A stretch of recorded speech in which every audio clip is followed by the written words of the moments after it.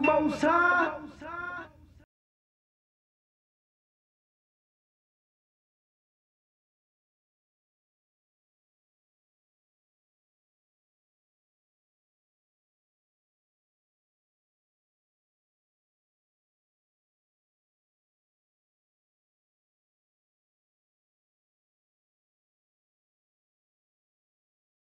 Jesus is real, but you devils taught lies on Christ. So many lies that when we come with the truth, people think that the lies is the truth and that the truth is the lie. Who changed the truth for God into a lie? In English, Jesus Christ, in Hebrew, is Yahweh Shai. So do or die. The Immaculate Conception is deception, along with the myth of giving gifts on December 25th.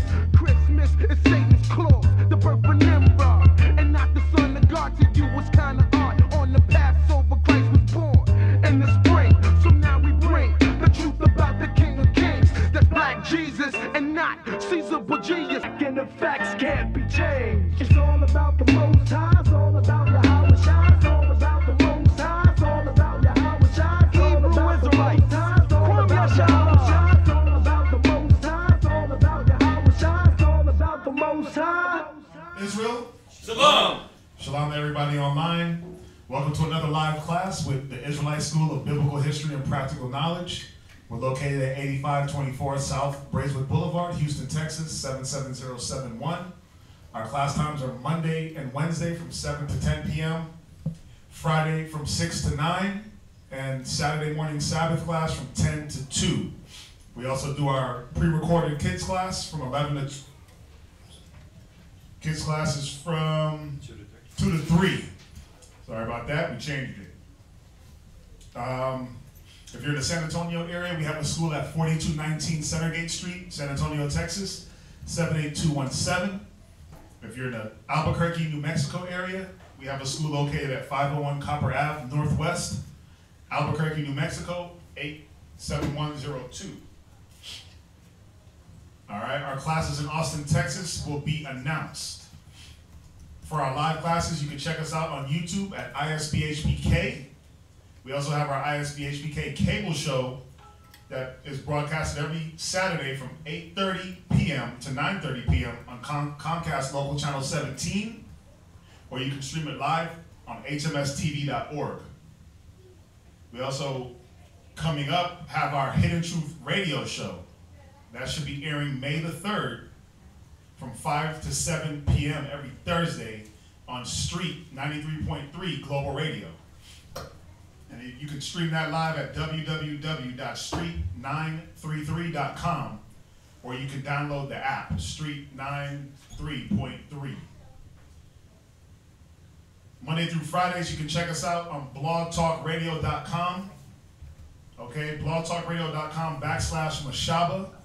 And those classes are brought to you via the brothers in Albuquerque and in San Antonio.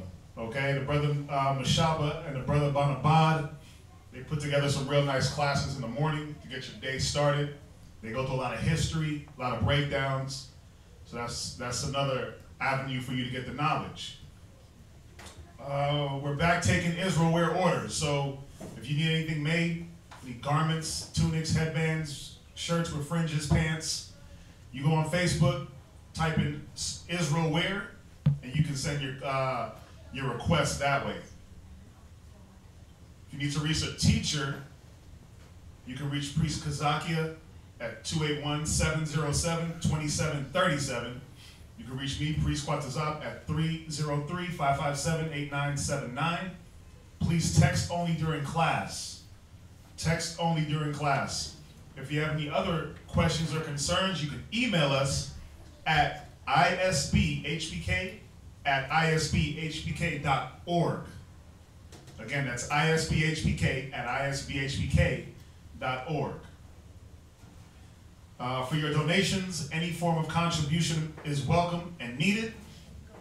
We definitely appreciate everyone that's donated whatever they have thus far. There was a time we had like a book drive, right, where we were collecting apocryphers and Bible dictionaries and Zondervans. So we definitely appreciate that. Whatever you can give is much appreciated. we need it for, you know, we need it for the building of the sanctuary, building of the school. So whatever you can give, any monetary donations, you know, if you want to help out with the school rent, any alms, anything like that, the Wells Fargo account number is going to pop up on the screen, as well as the Google Wallet information. Okay? So that's going to be it for the announcements. Real short and sweet. Nothing really major coming up, right? No. Oh, Yeah. We got this. We got a summit in Albuquerque. We won't be here on it's the 4th. So if you miss us, we won't be here on the 4th, which is next Friday. So basically next Friday, next Saturday. Yeah, there will not be class live because we're going to be going to a summit in Albuquerque, New Mexico. Yep. Good old Albuquerque. Should be fun. So yeah, there's not gonna be no class that Friday or that Saturday, but we'll be back to the regular schedule on that Monday. All right, just for a heads up on that. So what we'll do, we'll open it up for questions, first hour, 45 minutes, whatever we got, and then we'll go into the class. While we wait for them to... What's up, bro? God. I have a question, sir. Yes, sir. What's your question, sir? In 2 Corinthians chapter 3, verse 17. Yep. What's up? I'll read it. Yep. 2 Corinthians chapter 3 and verse 17. Now the Lord is that Spirit, and where the Spirit of the Lord is, there is liberty. Could you further explain that liberty? Where are you at? You said 2 Corinthians chapter 3 and verse 14? Verse 17. Verse 17. Yes, sir. Read up a little bit. Read up. Yeah. Verse 13. Verse 13. And not as Moses, which put on a veil over his face. Right. So the veil, what this is doing is going down and talking about how there's a lot of our people still blinded with the law, right? That they're still in bondage because they haven't freed their minds spiritually in the law. Go ahead, read 13. And that the children of Israel could not steadfast look to the end of that which is abolished. So what he's saying is that the veil of the veil that Moses wore represent them not. They couldn't look on his face, but it was symbolic of them not being able to see further spiritually. You see that? The things that they needed to see in the spirit of the law, they didn't see it because they were so carnal-minded. That's what the veil over his face represented. Remember when we came down from the mount, his face was shining, and he wore a veil. Go ahead. Verse 14. Uh-huh. But their minds were blinded, for until the day remained. For unto this day. Excuse me. For unto this day remaineth the same veil untaken away in the reading of the Old Testament. So once again, reiterating, it's still to this day, and that day as he spoke, and this day now that the veil is over a lot of Hebrew Israelites' mind because they don't understand the spirituality of the law also. Okay? We talk about that a lot. The spiritual part of the law. Go ahead. Which veil is done away in Christ. Right. So the veil is removed when you understand what Christ came and did. Right? So that veil, just a simple edification of that veil is he said, you have heard an eye for an eye, a tooth for a tooth. Uh-huh. But I tell you that thou doest not resist evil. So the veil would be you still trying to eye for eye, tooth for a tooth.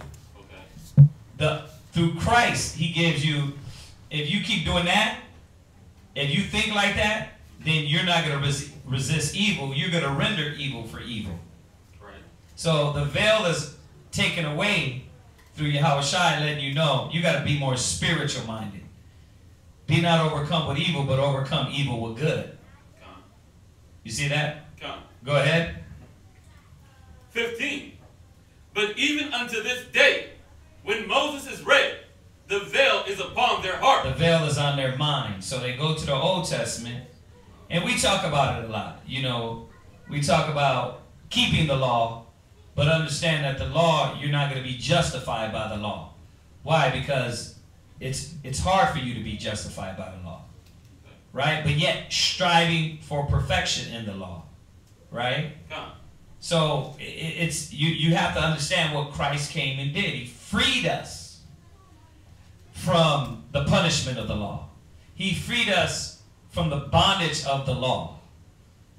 Okay. Okay? The bondage of the law was what? Was the death. Right, it was the death, but it was also because we were carnal minded, we didn't understand the law. Come. So Christ came back and said, I came not to destroy the law, but to fulfill. What was the fulfillment? They brought the adulterous woman before him, right? Come. The law says stone her. Christ came and gave us the understanding to free us from the bondage of that. He said, well, he that is without sin cast the first stone. Right? Come. So that part they didn't know. They didn't know mercy and forgiveness and long suffering. You see that? That's where the veil's at. That's where now we have the liberty in Yahushua because he gave us the understanding. So we're not so robotic with it, but since we have the understanding of it, we know how to use the law. Use the law. Right. The law. We know that the law is for the lawless. Come. So now, once again, the law said, do no work on the Sabbath. Yahushua came and picked corn on the Sabbath. Why? Because he was showing them, is it lawful to do good on the Sabbath? Come.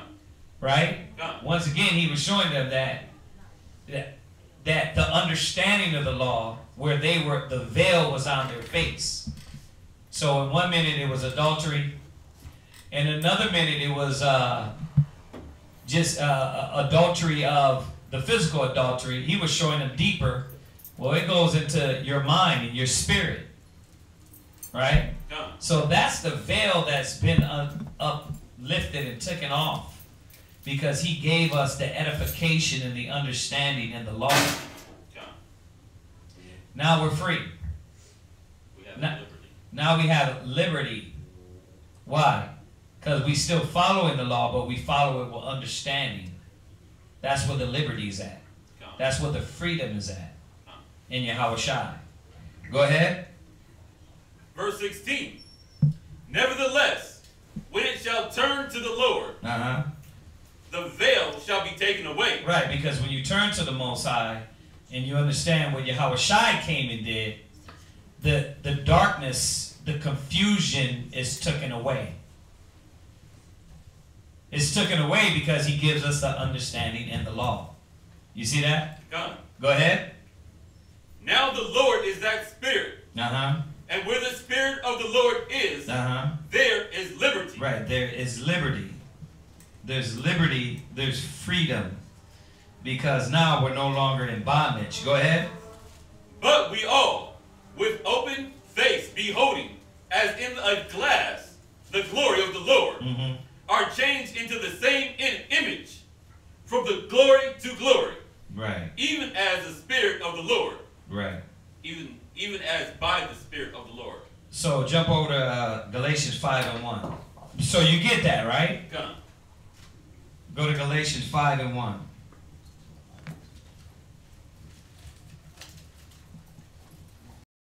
Galatians chapter 5.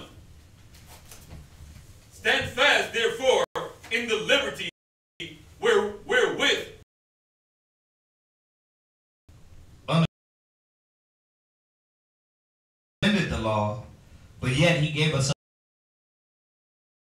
understand. Go ahead. Not to be entangled again with the yoke of bondage. Go ahead. Behold, I, Paul, say unto you, that if ye be circumcised, Christ shall profit you nothing. Right, because he speaks make you know. Okay. So this is what he's saying. He's used the law properly. Go ahead. For I testify again to every man that is circumcised, that he is a debtor to the whole law. Right. Christ is become the law, that alone, then now you're going to be judged according to the law, which is what? death. Death. Because if you break one, You broke them all. you broke them all. Right? Gone. So this is what he's saying. You're a debtor to the law. You don't no longer owe Christ now. You have pushed Christ out of the way and made the law your judge. You see that? Gone. So that's why it's important to understand that it's a mingling of the law and the spirit. If there's not, then you're going with the veil, the old mind. You see that? And where does that come to take place? In those examples I gave you, right? Gone. Everywhere, every step of the way, he was showing them about the law. Then he was showing them the spirit of the law. You get that? Gone. Go ahead. Whosoever of you are justified by the law, ye are fallen from grace. Right. Basically, if you make the law your only standard, then the grace ain't there for you. You see that? Gone. Right. That goes back to the Hebrew Israelites that only think, oh, bro, where's your fringes? Yeah, where's your fringes but no charity? Where's your beard but no love? Where's your fringes but your envy? Your Right. And I was just thinking about it. Like they you don't even know. You know it all. Gone. You see that? So you get that, right? Gone. I get it. All right. Yes, sir. Was there anything else I can add to that? To this, there's a lot you can add to. Jump to Romans 2. Like I said, there's a lot. Gone. You know, we can keep going at this with scriptures spiritual. You know, and so they make their boast of the law. Oh, don't eat pork. Don't do this. That's wicked. Those Hebrew Israelites is wicked. But then they'll go on and slander. They'll go on and cause, the scriptures say, avoid things that gender the strife. And Facebook and YouTube is all about what? Strife and contention. Right? Done. So they'll make their boast of the law, but then they do what? Same conversation. Yeah. Oh, super crip walking. For the name of the Most High is blasphemed among as it is written. Right. So Thou keep the law. right. So you see that? Gone. Remember in Galatians he said circumcision doesn't profit. But then he's coming back and says circumcision no profit. Only profits if you keep the law. Go ahead. But if thou be a breaker of the law, thy circumcision is made uncircumcision. Same thing we were just talking about. So you literally have to keep the whole law. If without Yahushua gave us grace. So yeah, we keep the law. We keep the commandments. We put on the circumcision. But know that when what was it in we were going over it the other day. If you come in and you got a flat nose, know that certain things you were dealt with a certain way. You wouldn't have them come up and serve in the sanctuary. So you would be breaking the law. You see that? Gone. If you, as a priest, married a woman that wasn't a virgin, right? You'd be breaking the law. Because the law said that a priest had to marry a virgin. Right? God. So this is what it's showing us is that you can't say, oh, yeah, the law defines me. I keep the law to the best. I keep the law, and if you don't follow the law, you're wicked and off. True. But the law with the understanding, the grace that Yahweh Shai has given us. Because the law alone cannot save you. You see that? Done. It has to be mingled with the grace that Yahweh Shai has given to us. Because as we're performing the law and striving and getting better, we know we're going to constantly fall. And remember, the people he's talking to is Israelites. And they live by the law. They were gung-ho. That was the Pharisees. The Pharisees, they were gung-ho about the law. But as we've seen, Yahweh Shai always had to make an example of how far and how far they were from the law and how much understanding they lacked in the law. So that's why you get these instances where he's like, it's like blunt to their face, reminding them, like, listen, you can circumcise yourself all you want. You ain't following the laws of the Most High. This is how he had to hit them. And they're looking at him like, what? Did he just say that? They're like, wait a minute. So you saying don't keep the law? And Paul had to come back and be like, I didn't say that. When you go to Romans 2 and he had a conversation. Right. So what that means is this, that you were out in the world, you weren't circumcised. Right? When you prayed to Jesus and God, what happened? Did he hear you or did he not hear you? He heard you. That's what he's saying here. He says your uncircumcision was counted for righteousness because your spirit was yearning. The spiritual part of you was yearning.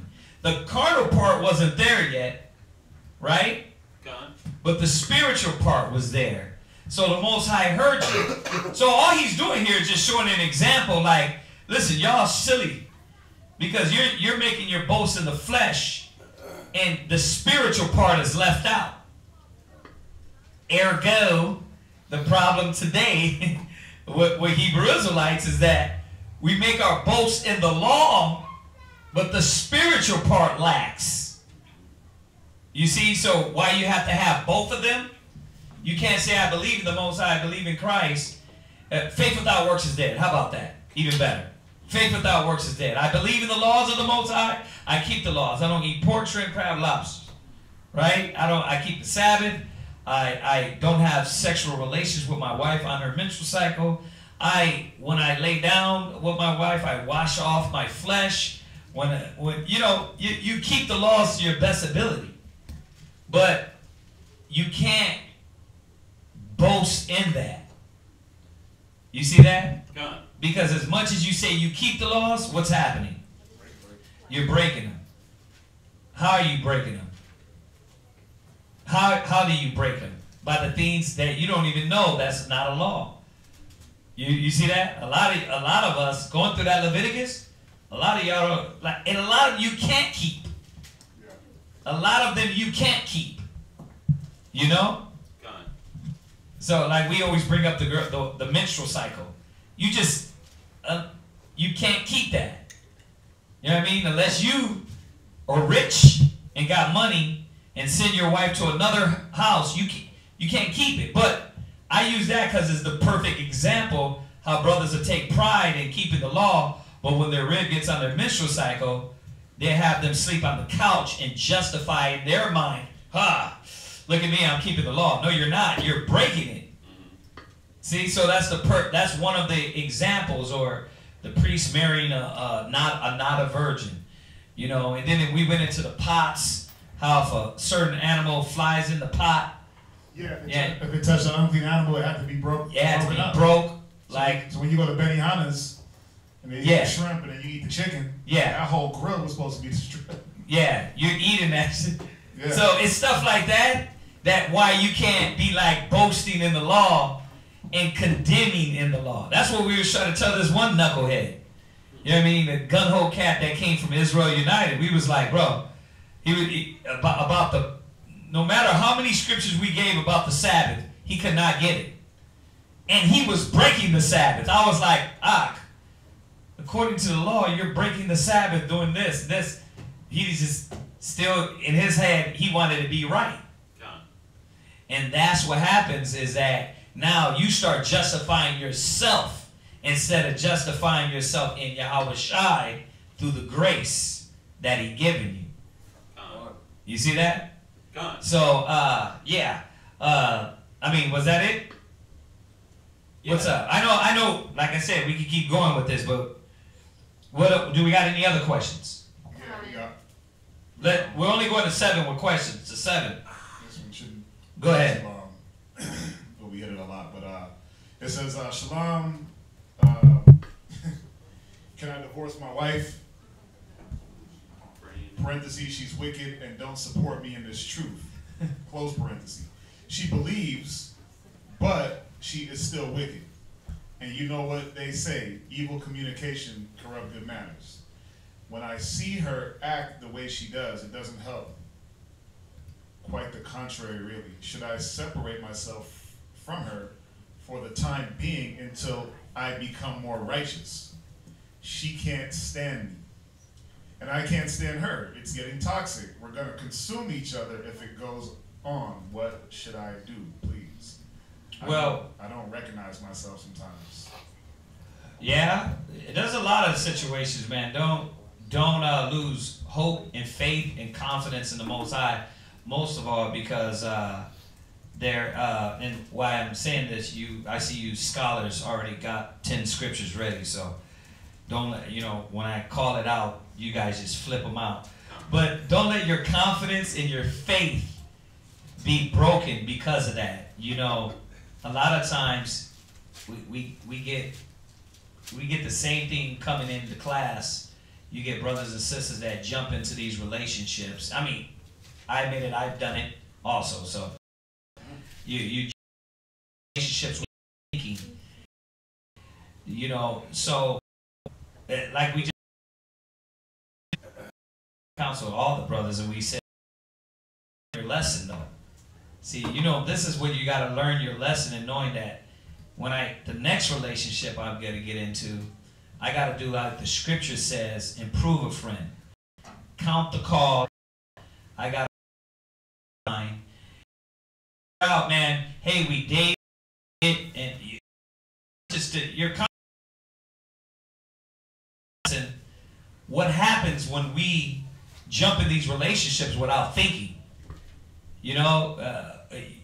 And like I keep saying, I've given a sisters 8-9 months, and I still blame myself. Why? Because I said I should have seen that she was a demon. But so we tell brothers in here to a year to make sure if you meet her in, of course, the school, it's a year, but you should try to apply that out in the world. So that's the lesson you got to learn. Like, man, first and foremost, that we are rash with our decisions when we deal in these relationships. So you don't want to move rashly. Okay? So can you cut her off? Well, go to the Apocrypha real quick, Ecclesiasticus. Let's get these out of the way real quick. Ecclesiasticus chapter 25. If she will not. Read that. Ecclesiasticus chapter 25, verse 26. Uh-huh. If she go not as thou wouldest have her, cut her off from thy flesh. Right. And give her a bill of divorce. So read it from the top. Where are you at? Read it again. Ecclesiasticus chapter 25, verse 26. Yeah. The thing is, Matthew, could you cut her off from your flesh? If she go not as thou wouldest have her. Because, like, I can hear your spirit yearning from the text, is that the Most High didn't bind you, and it's not only yours, and be the demon. And we told what the scripture, the Most High didn't bind you to a psychopath, demon. So, beating each other up and stabbing each other and knocking each other's teeth out, that's not what it's going to yield. So, You have Ecclesiastes 25 here to remind us. If she go not as thou wouldest have her, then yes, you can give her a bill of divorce. Right? You can cut her off from your flesh. But do the steps. Don't just divorce her. Cut her off from your flesh and let her know, hey, listen, this is toxic. You know, we're at each other. We're fighting each other. We're at each other's throat. This is too toxic. We can't be doing this. So what we're going to do is we're going to separate for a time being. And, you know, to give each other a break and to really go back over our marriage and see what we have and do we want to continue this. Right? God. So read that. Amos 3 verse 3.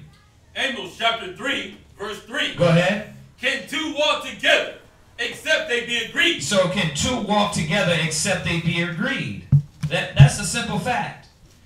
Like you can't be at each other and at odds.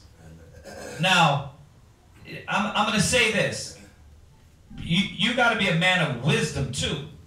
Because we get brothers in here, man, that come in here and lie to us. They be lying to us, telling us one side of the story.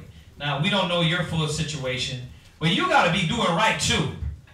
You can't be going in talking about, you know what, I hate you. I never wanted to be with you. You fat, you ugly, you big lip, you dirty, nasty, and then coming to us, she's off. I don't know why she's off.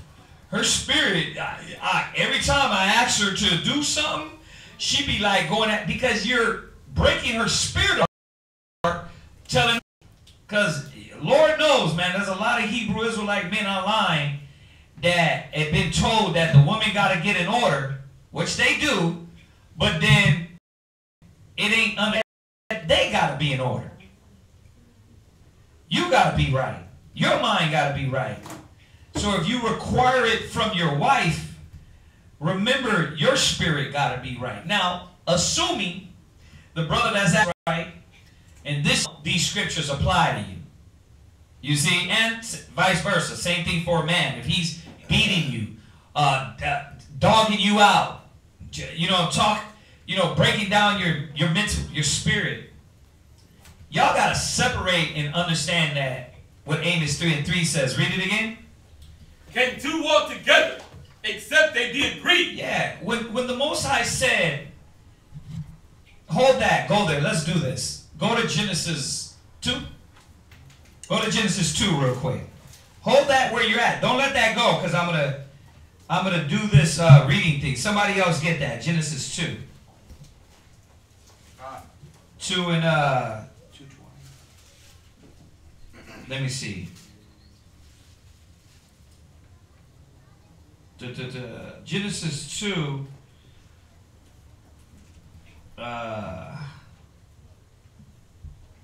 2:24. Read that. Genesis chapter 2, verse 24. Go ahead. Therefore shall a man leave his father and his mother. So a man was going to leave his father and his mother. Go ahead. And shall cleave unto his wife. Right. No more listening to grandma, mama, daddy. You're cleaving to your wife. You're cleaving to your husband. Go ahead. And they shall be one flesh. They shall be what? One flesh. Right. Read Amos again. Can two walk except they be agreed? That's what makes them one.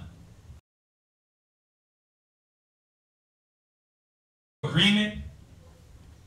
Like, how am I supposed to have a baby with you, my first baby, and you want to combat everything I agree on? I mean, that I'm talking about. You're disgruntled or you're non-believing. If I see in you that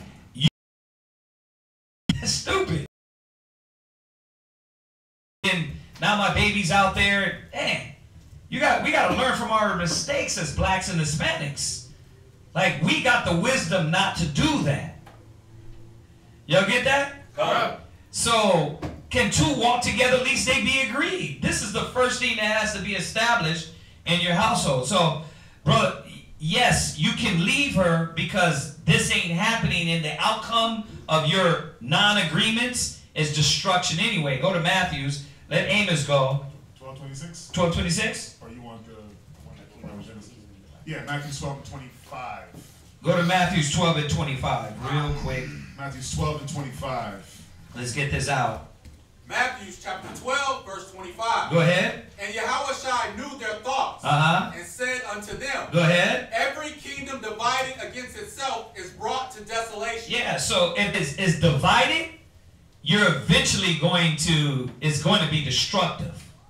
So I mean, even what Paul said, if you could stay with the unbelieving, that was if you're not choking each other out, argumentative, and the kids are seeing. Yeah. It's not a matter of time. Like the scripture is telling you, it's just a matter of time. You might as well just, you know, if you see that there's no changing her mind. Yeah, but take the steps of doing like the Bible said. Cut her off from your flesh, separate for a time, and then and see if you guys can come back to matrimony. That's how you do it. That's what the scriptures say. But so 3. Matthew chapter 19 and verse 3. Go ahead. This goes right with Genesis. Right. 2:24. So you see how we went to the extreme. Now we're coming back and bringing the balance, because there's always a balance in the scriptures. Go ahead. Matthew chapter 19, verse 3. Uh-huh. The Pharisees also came unto him, tempting him, and saying unto him, is it lawful for a man to put away his wife? Right, so is it lawful for a man to put away his wife? Go ahead. For every cause. Right, and that's the theme. Y'all get it? Like she got fat. You was 120 when I met you, and look at you now. You're done. Some brothers do that too. Yeah. I don't like her. Look how she look at me. Like, she's probably in love with you. Stupid in love. Like, just staring at you. I wake up, she's just staring at me. Yeah, it's spooky. It's spooky, but you know what I mean? Who hasn't done it? just yeah. No, but you know, you get that one, your apple of the eye, or you. That's wicked. She's staring at you. Stop it, man. So y'all gotta grow the hell up. So the point he's saying here is like for every cause. You know what I mean? I came home once a week and she didn't cook for me. Like, did she cook before? Yeah, she cooked the other day, but so if you dealt with them according to knowledge and teach them a lot of these things, remember, nobody's clean. We're all filthy. You meet each other out there. We're a little cleaner in here, but we're still dirty. So you meet this person and dope, she thick, she this, she that. You all wrong.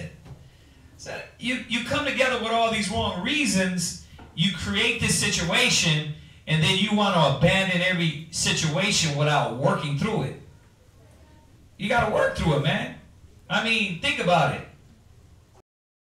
I'm not even going to engage in any sexual theme with this woman until I know she's going to be the one. Same thing with the man. Yeah. Well, it's not like if you get together for reason, for the wrong reason, you get together just for reason. It gotta be some. Why have a kid with that? You understand that?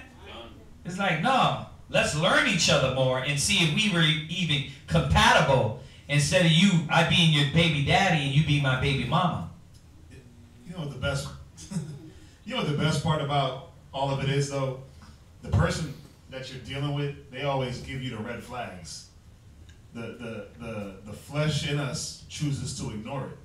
Even the ones that got the Bible verses, even the ones that got the scriptures, when certain things take hold, we're like, yeah, we think that, oh, I'm gonna change that, or I'm gonna ignore it, and then I'll deal with that later when it pops up. I can change her because she's dope. Yeah, I can change her because she thick, so I'll deal with that. But that's why it talks about a mind well instructed. Yeah.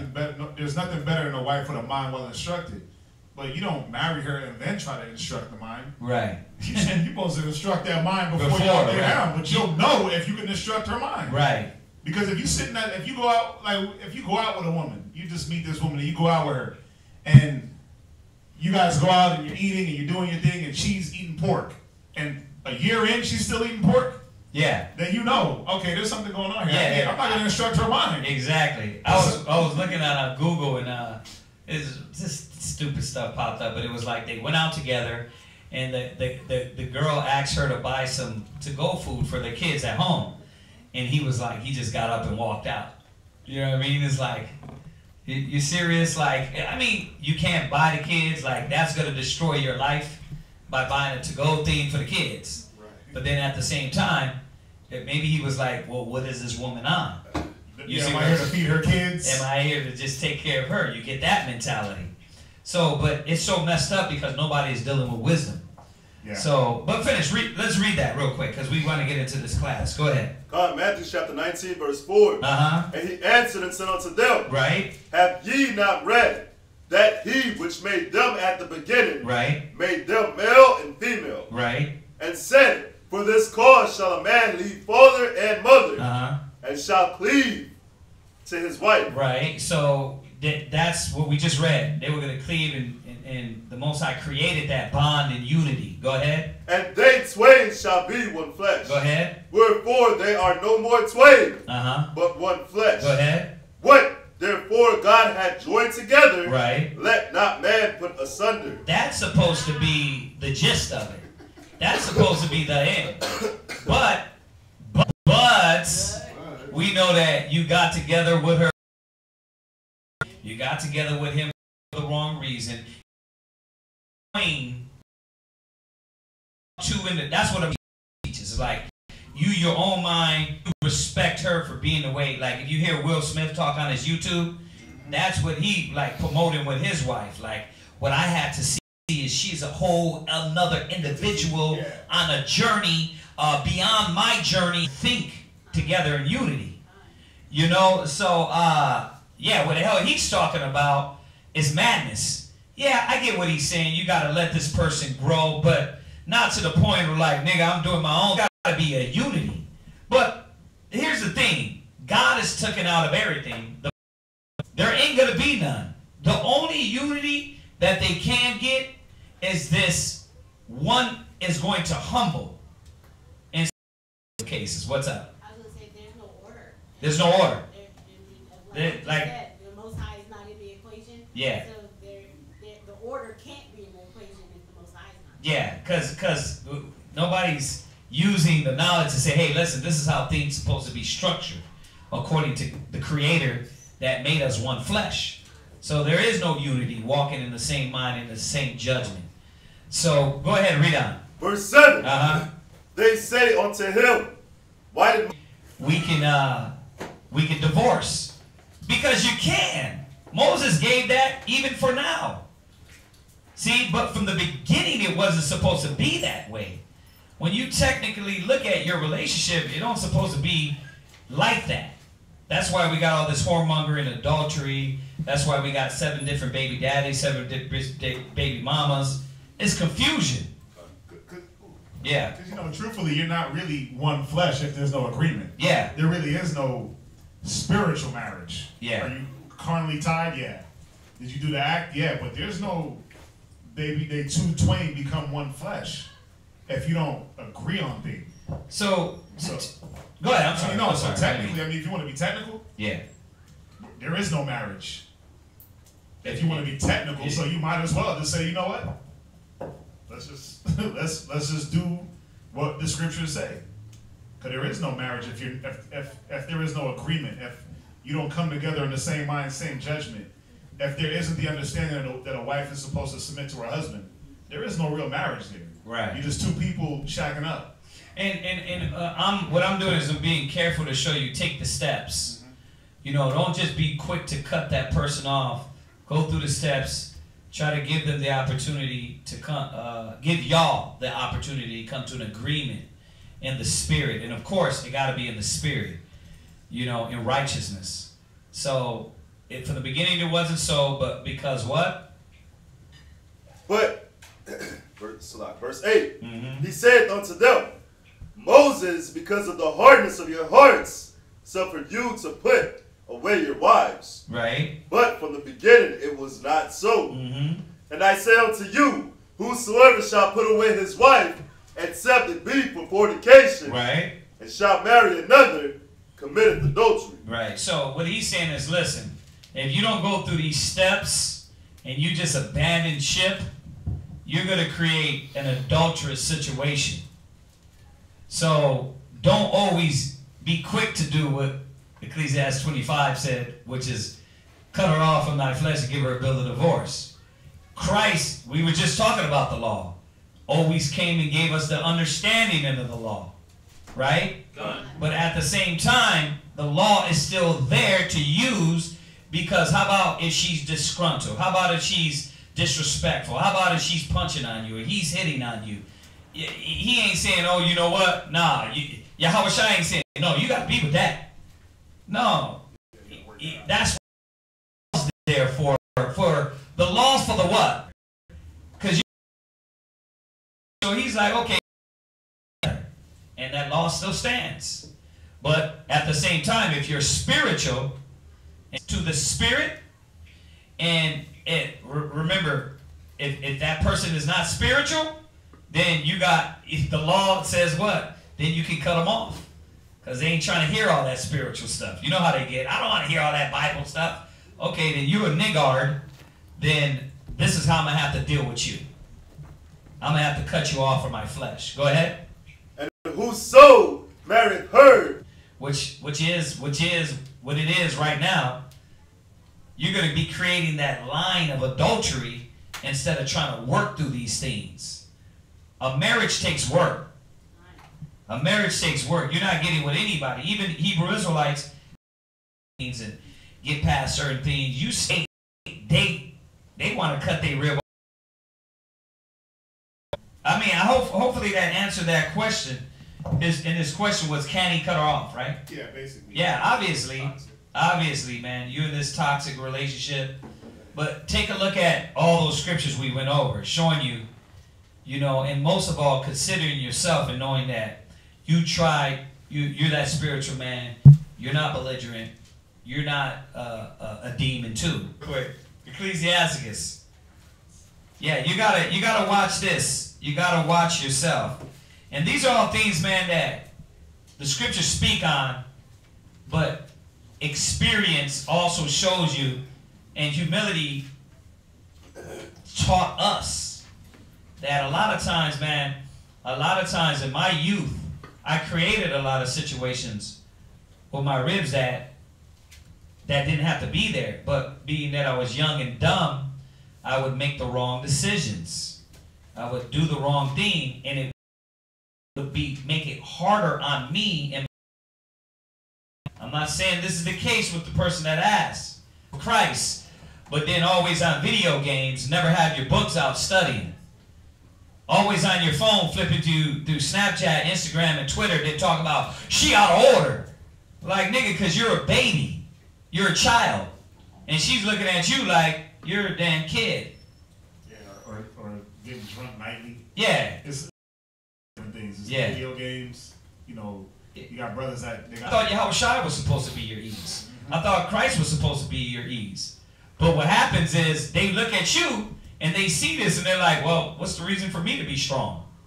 You don't believe in what you're saying, but you want to get me in order? It's brothers got to see that it ain't going to work till you give yourself back to the Most High. And when you fall in order, and at the same time, like I said the other day to a brother, these are women that have been in the truth 15 plus years, they still get disgruntled. Right. Well, yeah, you're right. You are doing it. So there you go. Now I have to go. I have to live up to the standard. I got to follow that example. That's how you. But if you ain't doing nothing, you procrastinating, you playing around, you're childish, and then you're putting all this weight on her. Of course, she's like looking at you like, nigga, you ain't doing nothing. Why should I can live and teach her not an evil lesson against thyself. Yeah, because when you teach her an evil lesson, where's the standard? Where is the standard? So you got to make sure you're holding up a high standard of sobriety for your wife to be sober. You got to hold up a high standard of compassion and long suffering for your wife. You see me deal? Street, man. And in that, And I'm only saying this because we do. Were we able to build you and have compassion and help you? Set up arenas for you to stay away from that. You see that? But brothers get that, and then they ribs is like, one time they get out of order and they don't know how to cook. It's like, brother, did you show her how to cook? Well, she should know. No, she shouldn't. She don't know how to do anything. Trust me. She didn't know how to drive, walk. She don't know how to talk. Just like you didn't know how to dress. Yeah, y'all understand that? Yeah. So, hopefully that helped out. No, not at him. All right. There was one, I don't know if it was really a question, more like a statement. Yeah. It says,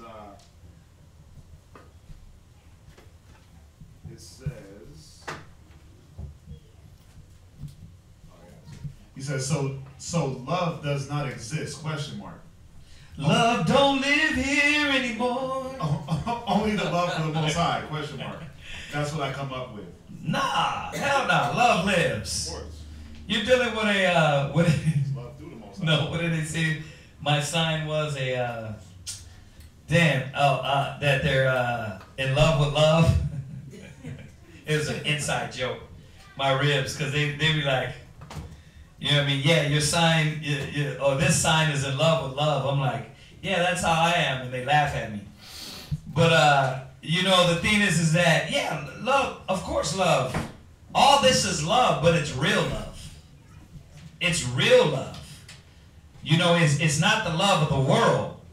The love of the world told us love is buying her a car, getting her boob implants.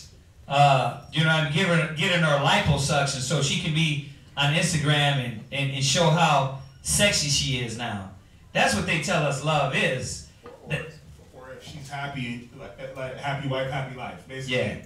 Make her happy. Yeah. At all costs. So which means bowing, you being submissive, you being the woman, and then that's love. No, love is go to Ephesians 5 real quick.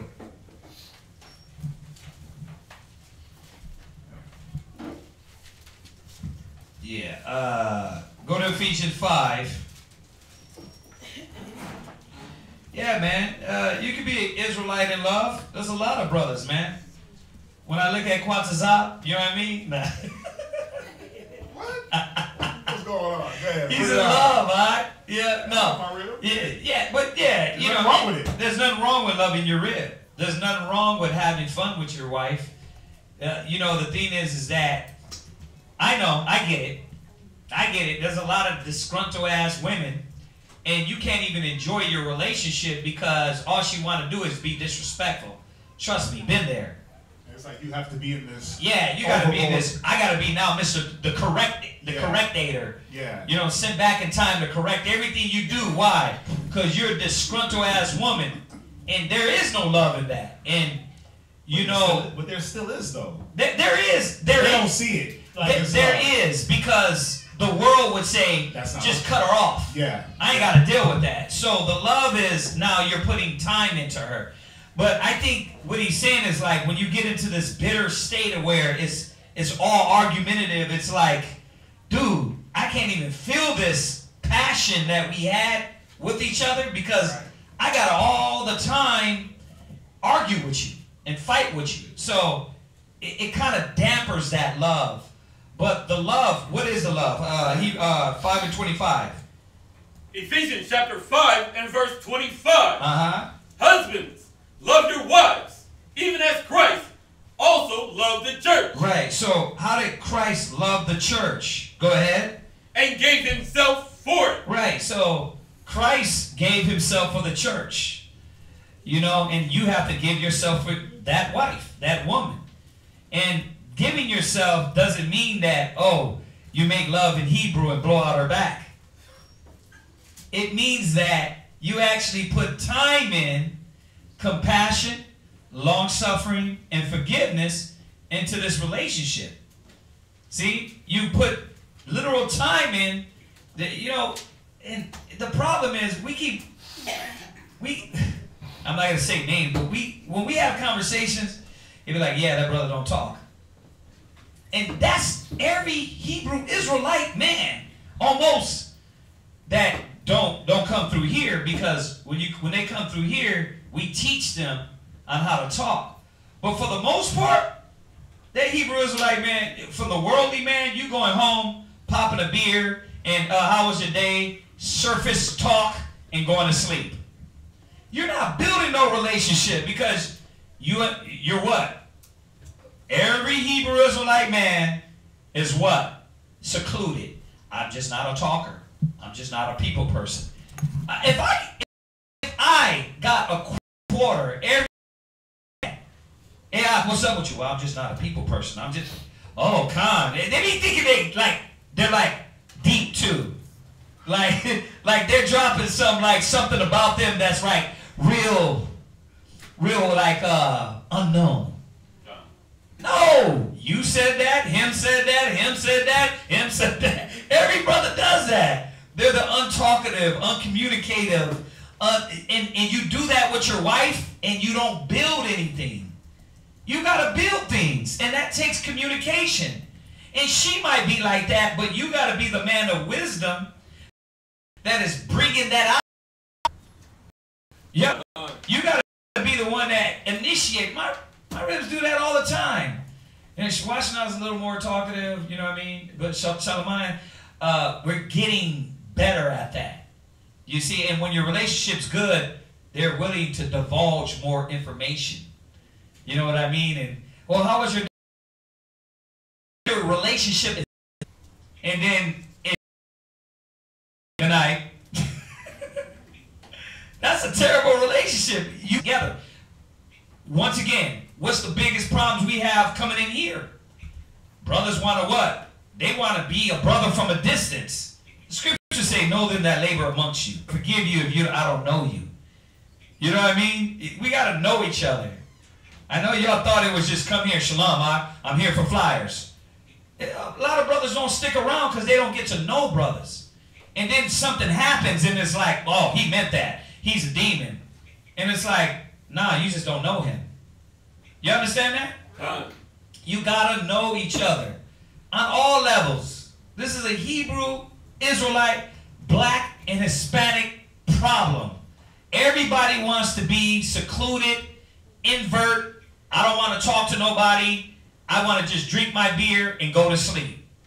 Why? Because I'm just going to make her happy that way. Because when I get into confrontation, now I got to start breaking down her mind and actually using the wisdom of God and the Creator to do what the Bible says, which is what? Give me the first one. Ecclesiastes 22 and verse 19. Read that. This is the first thing that has to happen.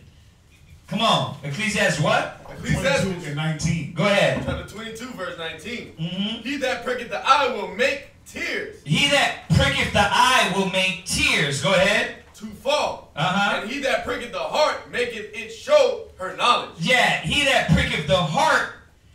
If you're not pricking the mind of individuals, you won't know what they're about. Like, took you how long to get to know that your woman was raped? That she was abused by her father? She was abused by her brother, her uncle? Why? Because you never took the time. And I'm not giving the women props on holding all that in. You got to learn how to divulge and give up information. But that's our problem. That's the problem, is like we don't want to open ourselves up because we were used, we were abused, and I'm holding on to old grudges and old things that happened to me in the past, and I'm bringing that into this relationship. And therefore, my relationship is suffering because this old relationship, and then therefore your relationship don't go nowhere.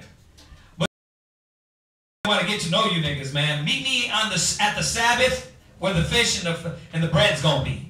That was the part-time Israelites. That was the part-time. The ones that wanted it, they were saying, listen, where will we go? You have the words of life. You know what I mean? He said, I'm not going nowhere. I'm like laying in your bosom like Yahweh Shai. Please tell me. But the other niggas, the part-timers, they were like, yeah, I'll pop up when I want to. Why? Because I'm this invert and I'm sisters of the universe. We gotta prick the mind all the time. Hey, what's going on? How you doing? Good. Oh yeah, how's everything going at home? Fine. So what's up with you, bro? None. All right, Ak. Shalom, Ak. Like, good conversation, Ak. It went from 0 to 0 real quick. Good talk. Good talk. Like, conversation. And you do that with your wives. You do that with your wives. And then imagine it'd be like 1 year, 2 year, 3 year. And guess what? You don't know nothing about this woman you've been with for 10 years. It's like, damn, I didn't even know your favorite color was this. I didn't even know you like this. I didn't even know you like that. And those are, you believe it or not, those garbage stuff that us men just like, I don't care about your damn color. It's, those are the way in. You know what I mean? Those are the things to get in. Hey, yeah, I know your favorite color. Or, you know, yeah, your favorite color is this. Or your favorite food is this. That's the way in. Remember all that stuff when you had game? Yeah. You would do the randoms? Right? But now it's like, I don't even know her favorite color, big. Right? She's this, she's that. I just want to go home. And then you sad as hell. She's sad as hell. Y'all all depressed. And you what? You lay together with each other's back to each other. Why? Because y'all don't want to talk. What's the other one? Proverbs 18:4. Proverbs 18:4. Y'all don't want to talk. Y'all don't want to get to know each other. Because you might get to know that you don't like certain things about each other. But that's all good. That's all good. Certain things you're going to find out about each other. And then you got to work through it. You don't just abandon ship. Yeah, I had a train ran on me. Well, I didn't know that. I can't deal with you. It's too late. Y'all been together 8 years. Yeah, that train already took off. Already sailed. It's too late. 3 kids and you just... Yeah. You're like, baby, you could have told me that a long time ago. I forgave you that a long time ago. You know, and then you know, I forgave you of that. And then he tells you that, and you're like, damn, that's been hurting my heart for 8 years. I was holding a secret. Yeah, you're like holding the secret how filthy you are. I know you're filthy. We know you're filthy. Your husband knows you're filthy. Your wife knows you're filthy. Let's get past that. Let's learn each other. I mean, because real friends really are. Sisters and brothers, you gotta have your wife as a friend. You see what I'm saying? They gotta be. You gotta be friends, or else it's gonna be this bitter relationship. You know what? One of the greatest things I've ever done was like dealing in a relationship was literally learning my rib's background, and because you know what it helped me to do? It helps me to do now. Understand why she processes information the way she does, why she deals with situations. So now I don't have to be blinded or blindsided or, you know, this guessing game. I can refer back to past instances and say, oh, okay, I get it. You went through this. This is why you're reacting to this now in this moment.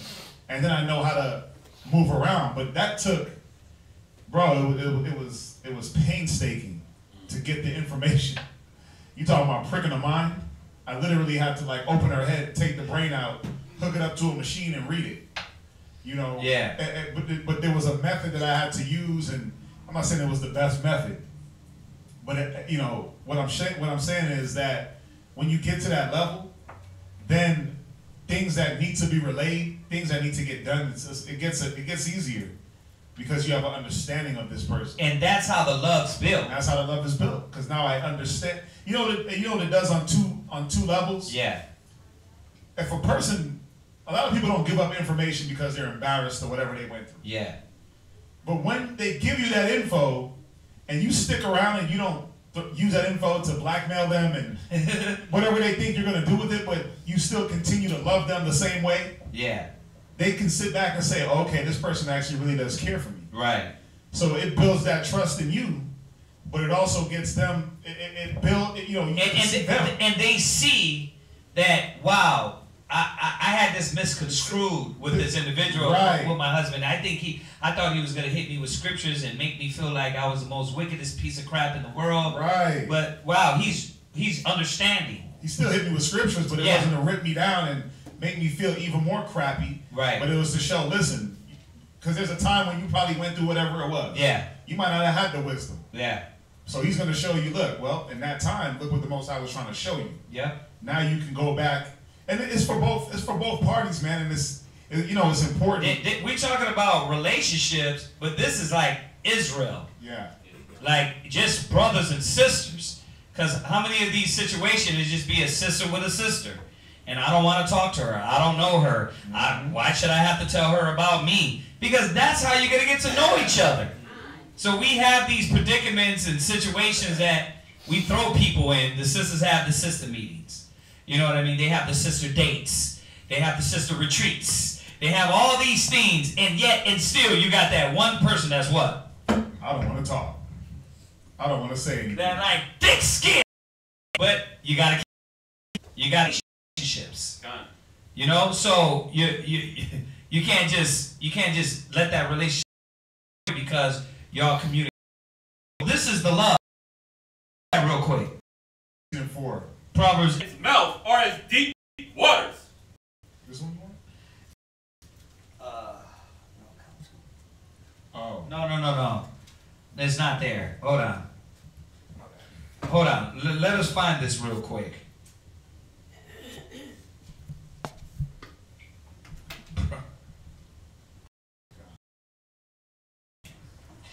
Going to add to that. Prick the mind. Proverbs 20. Counsel in the heart. Be secluded. You got individuals that want to be individuals. They don't understand that how good and how pleasant it is for brothers to dwell together in unity. You don't understand your household and get to know each other. But read. Conception of unity is one of, if we're not arguing, brothers get into that mode too. Well, what's going on? Everything good at home? Everything's good. But we ain't really talking. Yeah. But we're not arguing either. So you figure long as we ain't arguing. You're just holding off the time of the blow up. Yeah. Because there's going to be a blow. I hate that. Yeah. I do not like that. Because I read it. Counsel in the heart of a man is like deep water. Go ahead.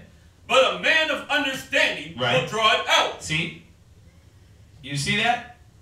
The counsel in a mind, in that mind, your wife's mind, is like deep water. But who can draw it out? A man of understanding. Understanding what? How to talk, how to communicate, how to not be selfish, how to get in her mind. And all these essential things is to where the most. Ephesians 5 verse 25. Ephesians chapter 5 and verse 25. Go ahead. Husbands, love your wives, even as Christ also loved the church. Sanctify and cleanse it with the washing of water by the word. See, that's the love. When you tell her the right thing. You cannot be like that. You got to tell her. Why? Because you know what's good for the spirit. It's always going to come back around that they need to be like, you know what? I'm just not going to say nothing because she's going to snap again. You scary. Scary. You got to cleanse them with the washing of water by the word. Go ahead. Verse 7. Go ahead. That he might what? Present it to himself. To what? Present it to himself. You got to cleanse your rib to do what? Present it to himself. See? You got to cleanse your rib and put the time and edification. Skirt under there. That way. Baby, where's the disconnects? Babes. And that's my irritated talk right there. I'm like, okay, baby, we're not connecting. What's going on here? You know what I mean? What's happening? Where are we not clicking at? What did I do to you? You know what I mean? And I know how to get to my ribs, like, to communicate. You got to know. You know, and I know some of y'all be in this bitter, like, stage of your, like, relationship. It just be a limbo of bitterness. The way you're going to get past that is humility and giving up and divulging and talking. And most of all, letting things go. Letting things go. You can't talk and then now hold that against each other. You got to know we're moving forward. There's a real demon on brothers and sisters. Like, you can be like divulging, giving up, and it's like, we're still the same. Nothing changed. Let it grow. Let it go. Let us move forward. You understand? Right. So you got to present her to yourself by washing her and cleansing her. Y'all get this? Right. Go ahead. Not having spot or wrinkle. Not having spot or wrinkle. You see that? So who's getting out the wrinkles and the spots? Yahushua did it for the church. You're doing it for what? Your wife. You're ironing things out in her spirit. You're ironing the situations out in the spirit. You know? And sometimes you got to just be straightforward. Babe, we got to disconnect. There's something here that is keeping us separate from each other. What is that? I don't want to talk about it. Why not? You scared of me? Did I do something against you that where you don't trust me? Well, it's just that, and then she starts talking. And then you can't interrupt. You got to let her talk, let her vent, let her get it out. Then you got to use wisdom to break that mind down and say, okay, it might be you saying, you know what, I got to stop that. I got to really check myself. I didn't know I did that. You know what I mean? I'm going to check myself on that. But I want you to understand this too. Pop, pop, pop, pop, pop, pop, pop, pop.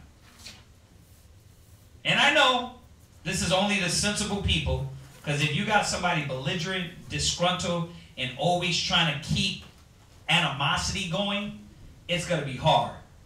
So I've been in all those situations too. The one, no matter what you did, you try to be sensible with wisdom and understanding, and they keep trying to keep animosity going. It takes work. Come on? It takes a lot of work. But how do you get past it? Long suffering and consistent all the time in the when you you got it. You got it. The thing is that your love got to be there to know that you want to keep this bond going. You see that? Y'all get that? So there is such thing called love. You know what I mean? In the truth of in the truth with your wife. Go ahead. Go ahead. Or any such thing. Go ahead. But that it should be holy and without blemish. Go ahead. So ought men to love their wives as their own bodies. There you go. So once again, like we were telling the young brother, how would you want to be treated? You know, you've been treated with long suffering, compassion, and mercy. Don't just try to act like your rib is the most wicked woman in the world. That's where the love is. Giving.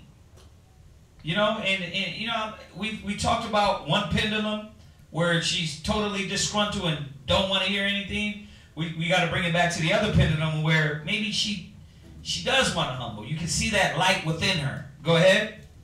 He that loveth his wife loveth himself. Go ahead. For no man ever yet hateth his own flesh. Right. Go ahead. But nourisheth and cherisheth it, even as the Lord, the church. Yeah. Now, did the Lord and church hug everybody and make love to them? No. So get that out of your head, that it was something physical. It was spiritual. See? You see how that the carnal, the example that he's using with Yahushua didn't do nothing like physical, like sexual. Everything he gave as his example you're supposed to give was spiritual. Y'all get that? Go ahead. Verse 30. For we are members of his body, of his flesh, and of his bones. Go ahead. For this cause shall a man leave his father and mother. He's coming back and quoting that again. Go ahead. And shall be joined unto his wife. Uh-huh. And they two shall be one flesh. Right. You see that? You see that? How are we joined? Well, how you give yourself to each other. Because when you read up, it jump to verse 22. Verse 22. Uh-huh. Wives, submit yourselves unto your own husbands. Right, because you're coming together in bond, in unity. Jump back down to verse 33. Verse 33. 32. Go ahead. Verse 32. This is a mystery, but and the church. Uh-huh. Nevertheless. Go ahead. And the wife see that she reverence her husband. There you go. So that's the love. There is love, man. Listen, when you get older, you know that love is way more than just flowers and candy. You know it was the bond that we built over time. As young people, y'all think love is what? How he look, you know, he looks at me, he don't look at me, you know, like he used to. Because y'all love has grown past that. He took me to the mall and we shopped. Yeah. He bought me this, he bought me that. That's love. He took me to Vicky's Secret, girl. He loved me. Right. Nah, it was that over time, your bond was built. Old people, they ain't worried about that stuff. But when, you know, you get those two couples that live 80, 90 together and the other one dies, they fall apart. Why? Because that was their life partner, the one that been through all of it. Y'all get that? That's the true love. So don't be deceived by that. What a lot of times we don't feel that worldly concept of love. A lot of women too. You don't say that your husband, him, be long suffering, good on the flowers. He might not be good all the time to take it buying candy for you. Romance to talk to you and look, ask you how you're, and those things gotta be done. No. Tomorrow, and he's gotta start.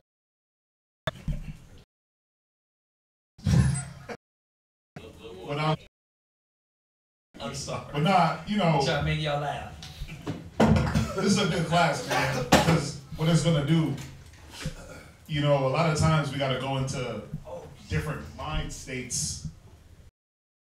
Do y'all? Y'all gotta look 6 months and say, damn, 6 months ago I was doing this, but through a turn of events, a series of events, it led me here to this situation, whatever it may be. You had your hand up. Because me and Allison literally were talking about that today. Right. What were y'all talking about? We were talking about, like literally when she got the truth and her mind state and where she could have gone. Right. Had she not accepted and took hold of what was happening to her. And here she is today, almost a year later, and she's in a much better place. And we were saying hindsight is 20/20. Had we known then, what we know now, we wouldn't have done some of the things that we did in the past. But now that we're here, we're very grateful that, you know, we had the opportunity to change, to accept, and to move forward. But what did that?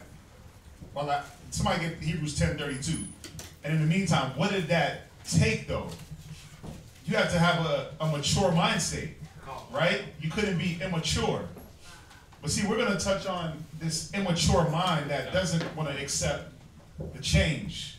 It doesn't want to accept the things that are good for it. Go to Hebrews 10 and verse 32. Let's start there. Hebrews chapter 10 and verse 32. So this was the mind state of a man. Think about yourself when you first came into the truth. This was all of us. Watch. If this don't ring a bell in your spirit, I don't know what will, but this, I know this was me when I first got the truth. The day I walked in and sat in class, I was like, okay, this is it. Read. But call to remembrance the former days in which, after ye were illuminated. Right, so this is talking about the former days after you started getting the knowledge, you were illuminated. Right, go ahead. Ye endured a great fight of affliction. And think about it. You got illuminated and what happened? All your family start coming down on you. Right? No, that's a cult. They trying to use you. You don't belong there. The Bible don't talk about everything that they do. Right? What's up with your garment? You look like a Power Ranger. All these different things, all these different afflictions, right? That comes with gaining the knowledge. Go ahead. Partly which ye were made a glazing stock. You were made a gazing stock. Gazing stock. Yeah, you out there street teaching on the corner, everybody looking at you, laughing, gazing. Why you dressed weird? Why you got those things hanging from your pants? And mind you, back when I came into the truth, we didn't even have pants with fringes coming out of them. We just had the shirts. We didn't wear our pants like that with the fringes and, you know, we didn't have it. Shirts. No, I'm saying we had our shirts with fringes, pants. but the pants we didn't. We had pants with fringes. Oh, was it pants with, oh, was it the shirts? It was the shirts. Right. Pants with fringes, but not the shirts. So the garments weren't even as elaborate as they are now. But think about how they ridiculed when you had the garment on. They ridiculed you because you had the headscarf, because you had your head covered as a woman. They ridiculed you, but it said you did what? Were made a gazing stock. Go ahead. Both by reproaches. Go ahead. And afflictions. Yeah, because people were asking like, why you doing that? Why you working through the mall with them? There ain't no money in this. Think about it. Why are you suffering for Christ? Right? Because that's what we do. But you still endured. Because that mature mind that was once in you said, no, I got to endure this. Go ahead, read on. And partly, whilst ye became. Whilst ye became companions of them that were so used. Yeah, so you became a gazing stock. You became this example to laugh at because why? You were going through afflictions and you were joined to people that were going through afflictions. Y'all understand what it's saying, right? Go ahead. For ye had compassion of me and my bond. Read on.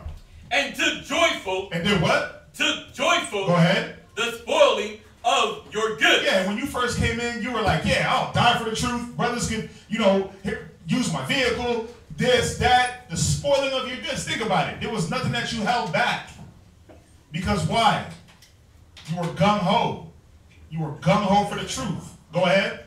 Knowing in yourselves that ye have in heaven a better. Through the wisdom, often rust doeth not corrupt, right? But what happened? It became corrupt. This is how it got corrupt. Maturity. For a while they kept. But your confidence. What's the confidence? Wisdom. What's up? Confidence in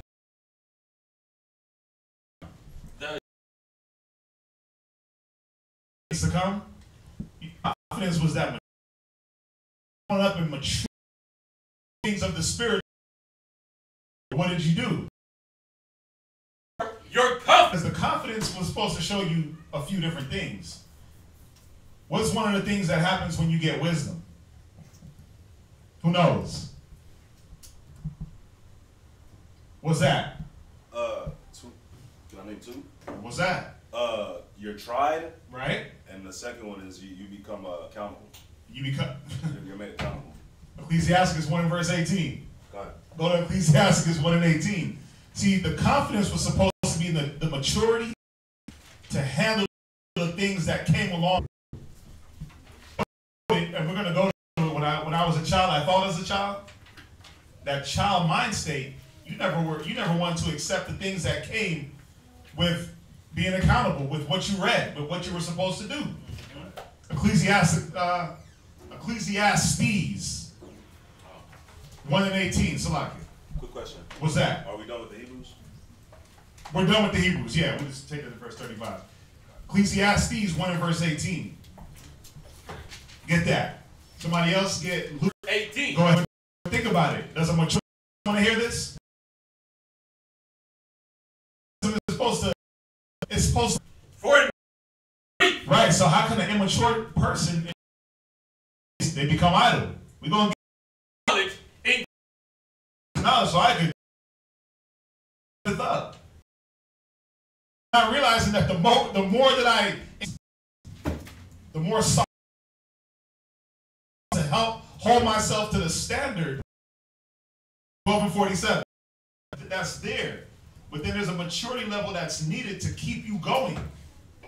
But once you say, you know what? The wisdom is supposed to do this and not this. It's supposed to build me carnally, but not spiritually. Yeah, you got the wrong idea of what you're coming in for. Right. You know, we always talk about that too. Yeah. Right? You're coming in for either because a bunch of black guys getting together. You're coming in for gang to click. There's women here. Yeah, there's women here. There's men here. and you got the wrong idea of why you're going about to do this. So as the things come, because you really don't understand, by and by he's offended. Because you know, when you really, if you really want to get technical, 99% of the people that come into the truth, you come in for the wrong reason. You know why? Because you don't know what the truth is about. Because a lot of us, if we actually knew what it was about, we wouldn't show up. Yeah. But then what happens? You get compelled by the Spirit. The Spirit compels you to say, you know what? I gotta live this.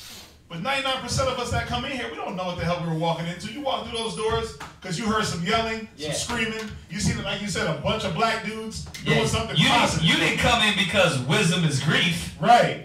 You came in because wisdom is power. Right. Right? You wanted the power part. You wanted the power part and not the grief that came with it. Yeah. Read that, Luke 12 and 47. God, Luke chapter 12, verse 47. Oh, you're good. Go ahead, read. And that servant which knew his Lord's will. Go ahead. And prepared not himself. Yeah, how did he know the Lord's will? Because through the wisdom, you came in, now you're learning like, oh, I'm a black Hebrew Israelite. Christ is black. All the apostles were black. They taught, I'm supposed to follow, submit. My wife, she's supposed to follow me, right? Okay. You learn the will of the Most High. You learn the will of the Master, whatever your Master is. Go ahead. Neither did according or I should say whoever your Master is in the flesh, in the spirit, right? Done. Go ahead. Neither did according to his will. Read. Shall be beaten with many stripes. But you didn't do according to the will, so what happened? You got checked for it. Right? God. But guess what? An immature spirit don't want to deal with that. An immature man and woman, they don't want to deal with the checking part. They just want to know that they know. Oh, I know the will, but guess what? I don't want to deal with the punishment that came along with not doing the job. Yeah, I don't want to deal with the correction along the way. Right. That's gonna cleanse me. Because I'm so immature, I'm not paying attention to that part. That's why we got this, online and people online learning thing. Because I want the knowledge, but I don't want the grief that comes with it. I don't want the sorrow. Yeah. My immature mind. Because why? I'm gonna quote it again. I'm gonna keep quoting it. 1 Corinthians 13:11. When I was a child, I thought as a child. So think about thinking entails a few different things. When you think, you process, you meditate. So if I think as a child, I'm going to process information as a child. I'm going to meditate on childish things. I'm never going to let myself mature to a place where I can understand why things have to be done a certain way.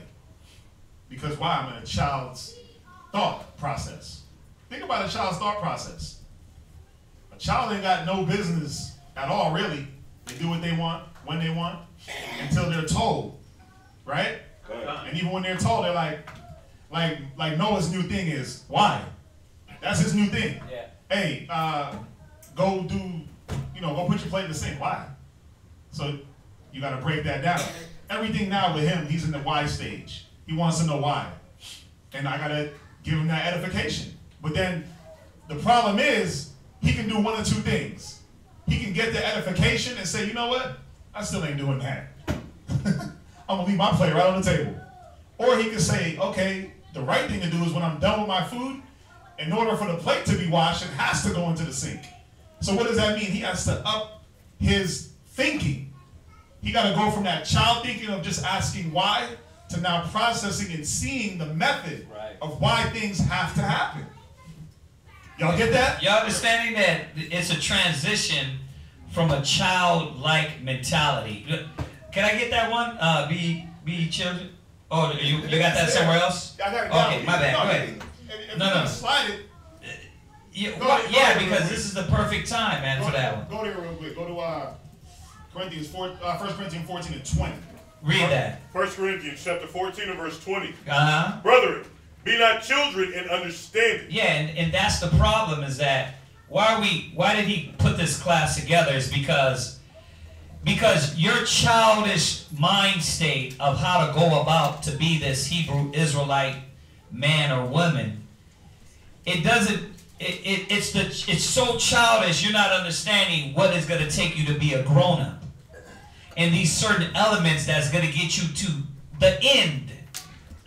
Not as one that beateth the air, but one that wins the race. We want you to Not be that Hebrew Israelite. Yeah, I was there. I did that. I was in the Israel United in Christ. I was in GOCC. I was in ISBH. You got people like that already. Yeah, we don't want you to be the past tense Israelite. Yeah, we want you to be to the end. How many of you can last, 25 years in the truth? But the only way you're going to last is that you have to grow up.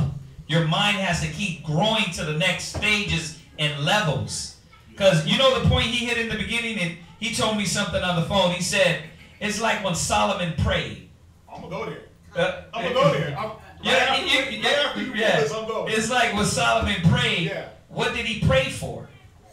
Wisdom. But a lot of times brothers want the wisdom, sisters want the knowledge for what? Filthy lucre's sake. For filthy lucre. For self. It's always like, how can I get? It's like, let me get the wisdom because I know that these things can come behind it. Right. But I'm not looking at actually the wisdom.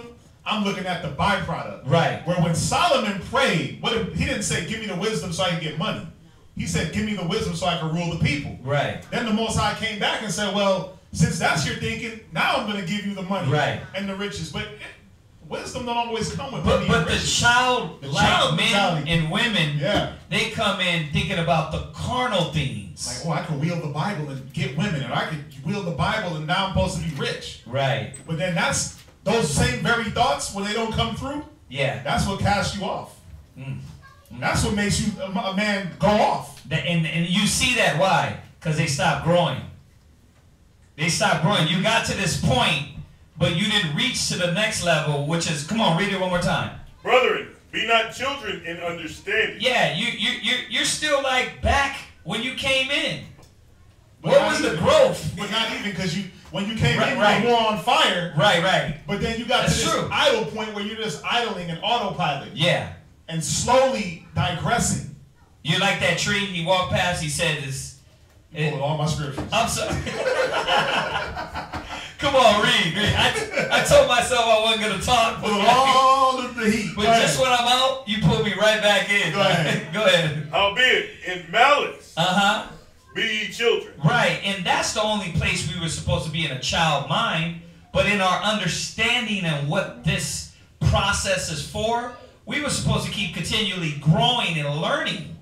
But see, a lot of us, we have malice as adults. Our malice is so mature because why? You're still thinking as a child. And that malice is, we gonna go. Read back in Luke. Done. Jump back to Luke and read verse 48. Verse 48. Uh-huh. Luke 12:48. But he that knew not and did commit things worthy of stripes. Go ahead. Shall be beaten with few stripes. And this is the point. This was another thing that the immature mind didn't realize about wisdom. Go ahead. For unto whomsoever much is given. Because unto much is given. Go ahead. Of him shall be much required. Yeah, he didn't realize that the more wisdom that I had, the more I was supposed to grow, the more I was supposed to be required to give back. But what did I have to do now? That means I got to study more.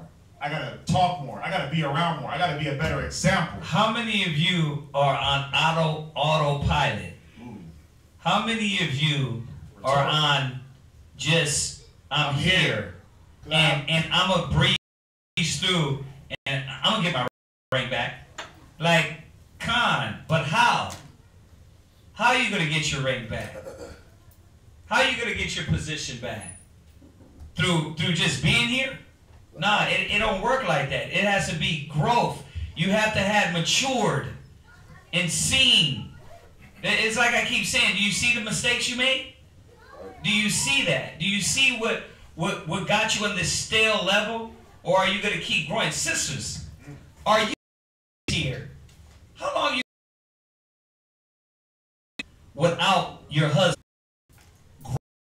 Matured in the spirit. Hanging on to his friend, grabbing the skirt of him, putting in my brick. You got to ask yourself that, because it's truth. Counsel after counsel, spiritual guidance. This is how you be a father. This is how you deal with your rib. This is how you deal with yourself. This is how you be a mother, a sister. Men committed to you. This sister how to mature, how to be a wife. Committed. But see, an immature, they're like, no, they run off. That's my toy. Now, I was just letting you borrow that. But think about the mind state. Get 1 Corinthians 13 and 30. Think state, right? This man. Nah, they got what they want. 1 Corinthians chapter 13, verse 11. So this is the mind state. Go ahead. When I was a child, I spake as a child. Go ahead. I understood as a child. Go ahead. I thought as a child. Read. But when I became a man, I put away childish things. Right, because this childish mind state, you thought that when you got the Bible, it was for you to build your carnal real estate. You forgot that it was about your spirit. Get Proverbs 24 and 3. Lamont, get Proverbs 24 and 3. Stay with me. We got an hour. Proverbs 24 and verse 3. Because wisdom does build, right? Wisdom does bring riches, right? Scriptures say that. Go ahead, read. Proverbs chapter 24, verse 3. Read. Through wisdom is an house builded. Through what? Through wisdom is an house builded. Right, so through wisdom, a house is builded. You're that house. You're that house that was supposed to be builded through wisdom. Go ahead. And by understanding, it is established. And the understanding of what you're supposed to doing, things get established. Check this out. Read on. And by knowledge shall the chambers be filled with all precious and pleasant riches. Filled with what? Precious and pleasant riches. Yeah, so things were supposed to be added unto you. Pleasant riches were through wisdom, knowledge, and understanding. These things were added to you. But here's the disconnect. Here's the immaturity. Go to Ezekiel 28 and 4. This is the disconnect and the immaturity of a man that just looks at the byproduct of wisdom and not what wisdom itself was supposed to do. Read that. Ezekiel chapter 28, verse 4. Go ahead. With thy wisdom and with thine understanding, thou hast gotten thee riches. See, there it is. I'm supposed to get riches. I'm supposed to get riches and wealth. I got the wisdom. I got the knowledge. Read on. And hast gotten gold and silver. Man, look, I'm supposed to get cars, hoes, and clothes. I'm supposed to have a nice vehicle, right? Because I'm putting in the work for the Most High. I ain't supposed to want for nothing. But you forgot that. Where's the grievous? Where's the much affliction? Right? That's how you enter through the kingdom. Go ahead, read on. Into thy treasures. Verse 5. But thy great wisdom and by thy traffic hast thou increased thy riches. Go ahead. And thine heart is lifted up because of thy riches. You see that? Your heart got lifted up because of your riches. Not because of the wisdom. Your heart depended on these riches. I like this because this is talking about the white man. And it says, women rule over you. They look at these things and say childish mind state. To go. Pause. Right? But he the moment. From now. Nobody's thinking. No, anything's supposed to happen is the knowledge and the truth. Going to that church. Yeah, it's going to be the Psalms 52 and verse 7. Somebody get 1 Corinthians 13 and 11 one more time. We're going to keep hitting that, so somebody hold it. Psalm 52 and verse 52, verse 7. Man, I'm just so oppressed. The wisdom was supposed to free you. It was supposed to free you if you let it. Read on. But trusted in the abundance of his riches. But he did what? Trusted in the abundance of his riches. Yeah, see, this immature man trusted in the abundance. And it's not even like you got real riches, man. Like, come on, you ain't balling. Ain't nobody in here balling like that. I challenge everyone tonight to sit down with a white piece of paper and a pen and write down how much you gained, how many years in the truth you've been, and how much you gained in the truth. And then on the other side, write down what you need to gain. So you can do like the scripture says, examine yourself whether you be in the faith, where you need to keep going. You see, because you'll see how the work is done for you, and what if it hasn't done anything for you. But it's supposed to. It's supposed to be growth. Always. Day to day. Day to day, you're supposed to grow and not regress. Read on, finish up. Somebody else get 1 Corinthians 13:11. Someone else get 1 Timothy 6:5. Finish where you at. But it said this man immaturely, he strengthened himself in wickedness. Because he didn't make the most. Everything else became 11. 1 Timothy 6. Read. When I was a child. Now, let's deal with this chapter in verse 5. Perverse They want to do is dispute. All they want to have is doubtful disputation because they haven't grown in the spirit to see. So they want to argue with everybody. Yep. They want to fight with everybody. Yep. But because, go back and forth. Yeah, because them that are at peace, you know, you don't got to argue with nobody about what you believe in. But you see it's the mature, immature ones on there that get on because they want to argue about what they're doubting in. Go ahead. Go ahead. Supposing that gain is godliness. Supposing that what? Gain is godliness. See, this is the immature mind state. A child, what does a child always want to do? Get. Take. That's mine. That's mine. No, that's mine. No, that's mine. Right? Y'all hear it? Y'all hear it from my son all the time. Because why? He's not mature. He hasn't been matured in the art of sharing. He hasn't been matured in the things, and I mean, he's 4 years old. But think about how many of us as 30-plus-year-olds act like 4-year-olds in the spirit. Think about it. It's all about what? Thinking that godliness is gain. You think you're in the spirit because you're supposed to be gaining things. Because I got the car, the house, my belly is full, I'm in the spirit. But that's not what it's about. See, a mature man knows that it's not about what I'm getting, it's really about what I'm giving. That's what it's about. How am I being used for the body? How am I making myself a living sacrifice? Go ahead, read on. From such withdraw thyself. From what? Such withdraw thyself. Read. But godliness with contentment. See, godliness. Wisdom with contentment. Being satisfied with what you have. And not always looking to increase and get the overflow. I got one knife, now I need 1,000 knives. I got one rib, I need 1,000. Or the happiness comes through that. Like, when you fall short within that, then now you're depressed. Listen, this is not just to men, it's to the women too. That shows your lack of maturity because what's making you happy? Is it you getting the sisters together and binding them together? Is it when you sit there and you look at old folks when they knitting, they just smiling. It's the little things. Why? Because they're pouring love into that knitted shirt. Is it those things that are binding you together, or is it like, or you're still in captivity? Why? Because the carnal things aren't there. So therefore you're sad because you're lacking those things. See, and that's where the immaturity is. It's like you should be happy you're growing in the spirit and gaining the tools that you see how strong your mind is. But once again, a child about that, you trying to tell me you don't get it. Like, yeah, but what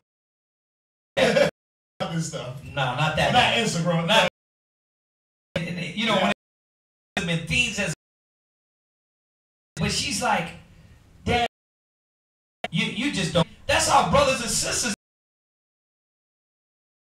We already know what you're in. You're still in that child mind state. What? So are you saying like that's not being their child mentality is keeping them from understanding the scriptures that you're bringing out?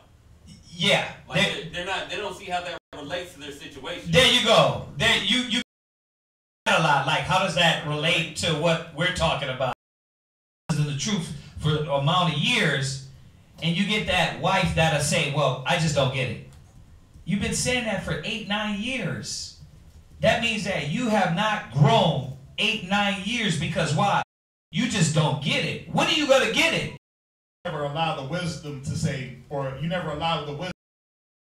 At verse Colossians 2 and 6. Now, the whole point was wisdom and knowledge was supposed to mature you. Right. But you had to allow it to mature you. See, you were supposed to, and I'm going to just paraphrase it. I don't have it down, it just hit me. But you were supposed to put yourselves in the fetters. As it says in Ecclesiastes 6. Yeah. You were supposed to put yourself willingly in the fetters and be chained down to wisdom. You were supposed to become a prisoner of wisdom. Y'all understand that? You could just write down Ecclesiastes chapter 6. Because why? Wisdom was going to do something for you. Ecclesiastes chapter 11 and verse 1. Let me put it this way. Think about where you're at in your mind, right? And think about what obstacles that you feel you haven't got over yet. Now think about how how long you've been in the truth. Why you ain't got over that obstacle yet? Why did the wisdom not drag them to the next stage? To the next stage, right. Why? You didn't use it. You didn't apply it. What? Because you're still being selfish in that stage to hold yourself back. Yeah, you're still being selfish. That's one. That's one. What else? Why else? I've been saying it lately. Free. But why you ain't free? What? Because you really don't know the truth, or you're so stubborn it's holding you, or your selfishness is holding you. Where a lot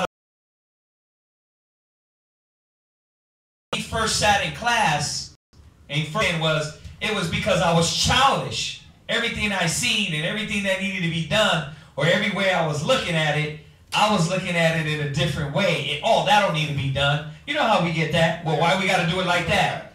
Well, you know, got to do that at all. Right. Why is that necessary?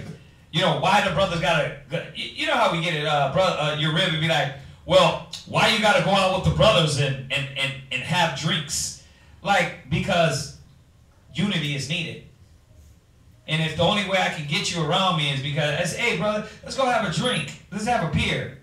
That's the only time you want to be around me. Maybe that's needed for that brother. But she's immature. She don't understand that. She thinks it's about drinks. You see that? Right. She's not understanding. It's not even about that. It's not about pool. It's about winning the soul. It's about winning the soul. Being with the brothers. Being with the brotherhood. But that immature person, like, I don't see that's necessary. I'm not going to go to that. And you do that with everything, and then guess what? Why you see that other spirit growing because you gave yourself to the things that you might not necessarily see all the time. That other person is growing and moving. Why? Because in these little moments of unity, now you can get to know a brother, communicate with a brother, get some wisdom. Right? You're wearing out the doorsteps of the wise. You're hearing wise sayings. But because you didn't see why it had to be over pool and a beer, then it's like, well, yeah, I'll get it in class. Yeah, you get class. But is this intimate? Class ain't intimate. God. You know what I mean? We generalize. You know what I mean? We hit points. But really, when you get intimate and talk to a brother and counsel a brother, that's when a brother starts seeing your logic, your wisdom, and you start seeing each other. See? Right, but an immature mind is like, no. Nah, I don't see why that's necessary. See that. Oh, workout. Why is that necessary? Right. Nope, don't need that. It's all the things that are meant to build. And, we had the conversation. And, what I was telling him, I was giving him me when I first came into the truth. And just showing him that the way I thought was that this was what the Bible was supposed to do. And why I didn't last the first time. Because my outlook was one of gain. It was one of, well, if I got all this wisdom, how come I'm not doing better than the next man out there in the world? Because I was looking at their prosperity. So what did it in turn do? It makes you leave. It makes you not want to, it makes you chase their dream. It makes you leave off the wisdom. And there's a process. You get idle, you get stagnant. And then after a while, Christ is like, well, you didn't bring forth fruit, so guess what? You got to be hewn down. And you start chasing everything else. Where we at? Sirach 11 and 1. Read that. Wisdom lifteth up the head of him that is low. Read it one more time. Done. Because this is the thing. Knowledge. This is how knowledge matures you. First Ecclesiasticus 6, you put yourself in the fetters, the chains of wisdom. And then it's supposed to lift up your head. Read it again. Wisdom lifteth up the head of him that is of low degree. Read. How though? Not just by reading it. You got to give yourself to it. You got to give yourself to it, and you have to apply it. You have to use it. A lot of us been here forever and read it, but you're still in a lower state mentally. Think about it. You're still in a low mental state. You're reaping the little benefits of being around and bills paid, whatever the case may be. But where's your mental estate? See, wisdom was supposed to work on that mental to mature you in every situation. So now when you're asked to complete a task, you do it with no schism. You do it with no break in the task. Everything gets done to the T. Are we perfect? We ain't perfect. But wisdom was supposed to reign in you regardless, even for you to acknowledge your own mistakes. Brothers fall short in that. Sisters fall short in that, where they can't examine themselves. Yep. Because why? I don't want the wisdom to point out my flaws and imperfections. So guess what? I'm a hide. Examine yourself whether you be in the faith. See, if you gave yourself to wisdom in the beginning, you would have understood these basic principles of how wisdom works. Where I don't have to have a man stick his hand up my rectum and turn me into a puppet. And puppet me and hey, how are you doing? And no, I should be able to go to wisdom and say, wow, I'm not holding the standards. I'm not living up to what's been laid down on all levels. It doesn't matter where you're at. There's always a standard that's laid. But when they're a child, they're under what? Tutors and governors. It says when you're a child, you know, you can be the heir, but you don't differ. There's no difference because you're still a child. Yeah. The only way to get you to this level of being the king is you got to be under tutors and governors to get to that maturity. But you don't want to be the slow child. You know what I mean? Because a tree that bringeth not forth fruit is hewn down. You don't want to be the slow child, little Matthew. Little Matthew, we told you that one time, Matthew. Don't touch that over there, man. Matthew, come over here. Like, we done told you a million times the same thing. Don't do that. That's wrong. That's wicked. That's off. You're becoming the slow, mentally ill child. Y'all see that? This is what you got to beware of, man. Y'all got to watch yourself. You got to examine yourself and see where you're at. Think about it, man. If your husband telling you 1,000 times you got an issue, you're mature. Right? Why are you not checking it? Because there's something wrong with you. And you're not going to get it until you apply yourself and say, you know what? Am I here just to be here, be a body? Or am I here to constantly be growing and maturing and growing into this mature woman that can be an example to the other sisters? Or am I going to still be 10 years later the sister that you got to look out for and got to watch because she's so immature in her thoughts and her counsel and her leadership? Or was I supposed to be the man where wisdom lifted my head just for a moment? And then all of a sudden my head is falling. See, wisdom was supposed to lift your head and keep it up. Read it again. Wisdom lifteth up the head of him that is of low degree. Go ahead. And maketh him to sit among great men. And then you were supposed to sit among great men. Think about it. Sit amongst the great men. Because your child, I thought, take you out of that child conversation. Colossians chapter 2 and verse 6. Go ahead. As ye have therefore received Yahushua, the Lord, so walk ye in him. Wait, walk away from him. Walk ye in him. Wait, don't follow that. Walk ye in him. Also, receive Christ, but walk in him. Walk like him. Follow the example. Go ahead. Verse 7. Rooted and built. Wait. Toss to and fro. Rooted and built. Wait. Just broken down and brought back to a low degree. Rooted and built. Go ahead. Up in him. Read. And established in faith. Read. As ye have been taught. Wait, as what? As ye have been taught. See, this is the problem. You're getting taught how to do it through the example. The examples are here of how to walk, of how to be established, of how to mature quickly. You don't got to be mature because you hit 21. But if you let wisdom take hold, you have a 14-year-old. Remember Demai Gabar? Brother was 14 years old in the truth, and you couldn't tell his age because he had wisdom on him. But then when he started to slack, and that wisdom started to leave him, you could see, oh yeah, man, you young. And you're young. You can see the youth. But that wisdom kept him mature. It allowed him to sit among men that were of older age. Why? Because wisdom don't look at age. Wisdom looks at a man if he's taken to it, if he's holding wisdom and using it. Don't care about your age, but how do you apply it? Go ahead. Abounding therein. Doing what? Abounding therein. See, it wasn't about abounding for a time. It wasn't about, oh, my first 5 years, I'm going to just be gung-ho for the truth, and then in my next 10, I'm going to just be mediocre. Or I'm going to be too good for 2, I'm going to abound for 2, I'm going to half-ass it for the next 2, and I'm going to come back in these other 2. It was about consistency. 1 Peter 2:1. 1 Peter chapter 2 and verse 1. Somebody else get it. 2 Ezra 8 and 10. See, it's showing what wisdom, if you let it, if you accept it, this is what it was supposed to do for us. It wasn't just about carnal gain. The immature man has to wake up and see that.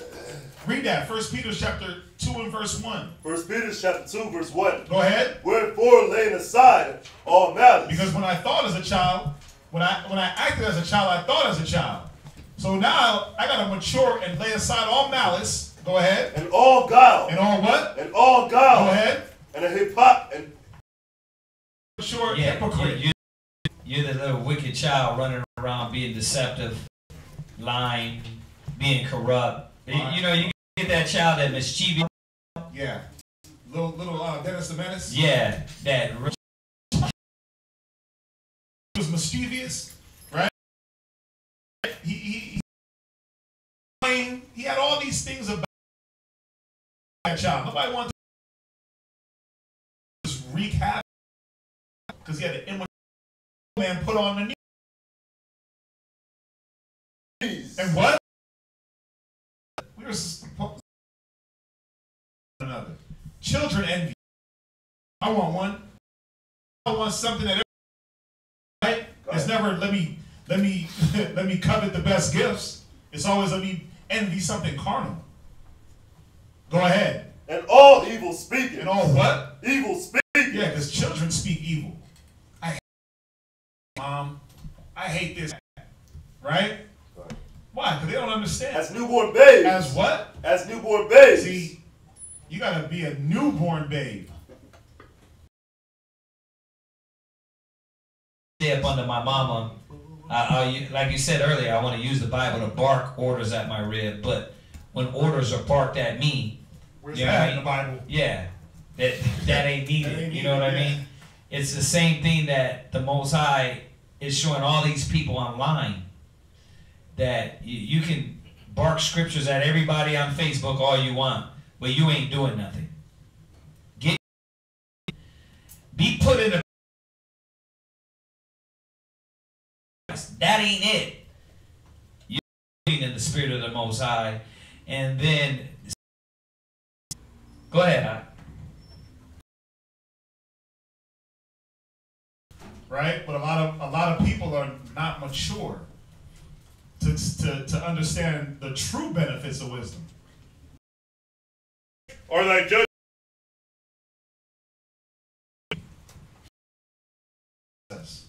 right? Time. Read that.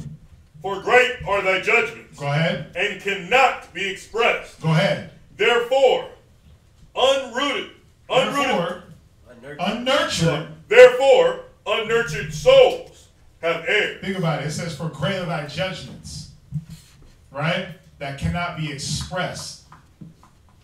For unnurtured souls have erred. Why? Because they didn't take the chance. They didn't understand that wisdom was supposed to help you understand the judgments, right? Wisdom was supposed to break down these mysteries in the scriptures. break down the mysteries of life. But it says an unnurtured soul, what? Have erred. That's why you, as grown men and women, we make so many mistakes. We fall to, we make the mistakes with picking the wrong spouse, right? We make the mistakes on how we deal with one another. Why do you think there's so many problems in the world? Because there's no wisdom in any situation. You despise nurture. Go to that one. Go to Wisdom of Solomon 3:11. An immature man is going to despise them. Think about a child. The scriptures say, train up a child. So if you being a child of Israel, you come in, you despise. Go ahead and read it. You despise nurture. Yeah. But think about a child when it's like, no, eat your vegetables, brush your teeth, do this, do that. And then 2 years later, he has to go to the dentist to get his whole mouth plucked out. Yeah. Because why? He didn't want to brush his teeth. He wanted to eat all them candies. He wasn't a humble child. He wasn't a child that he despised the nurture. He was like, oh, it's not important. I'm going to go to sleep. There's too many rules. Yeah. You get those kids that their father's strict, mother's strict, and then they be the ones that be drug addicts. Why?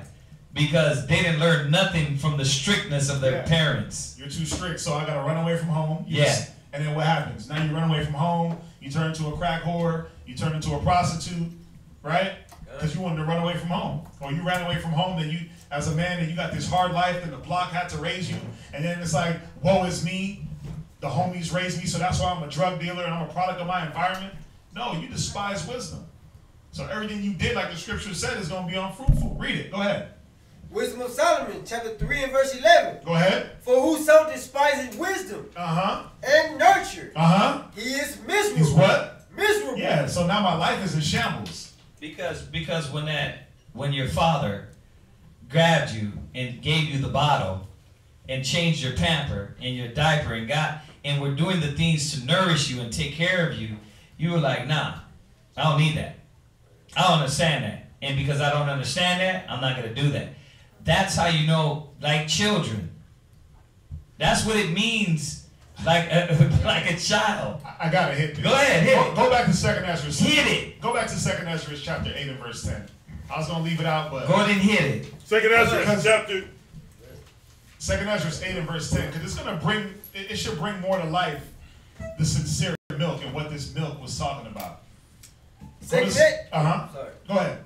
2nd Ezra chapter 8 and verse 10. Go ahead. For thou hast commanded out of the parts of the body. Go ahead. That is to say, out of the breast. Read. Milk to be given. Milk to be given to who? A newborn babe, right? Go ahead.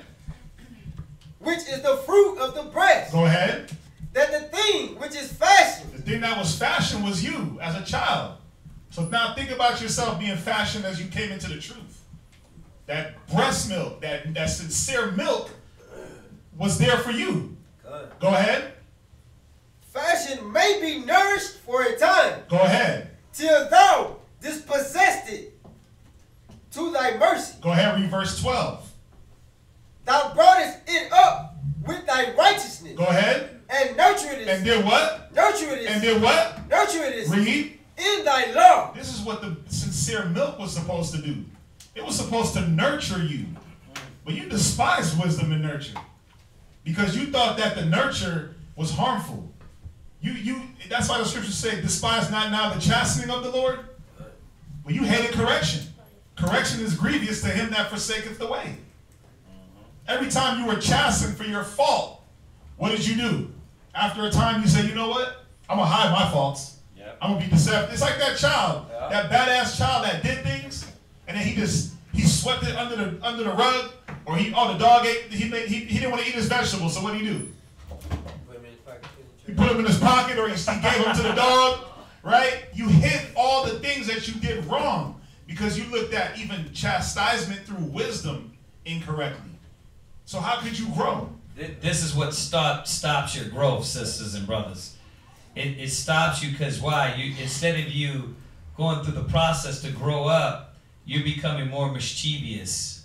I gotta hide myself. More deceptive. Yeah. Causing more issues. And all because your understanding of the process, of the methods that's used to get you to grow.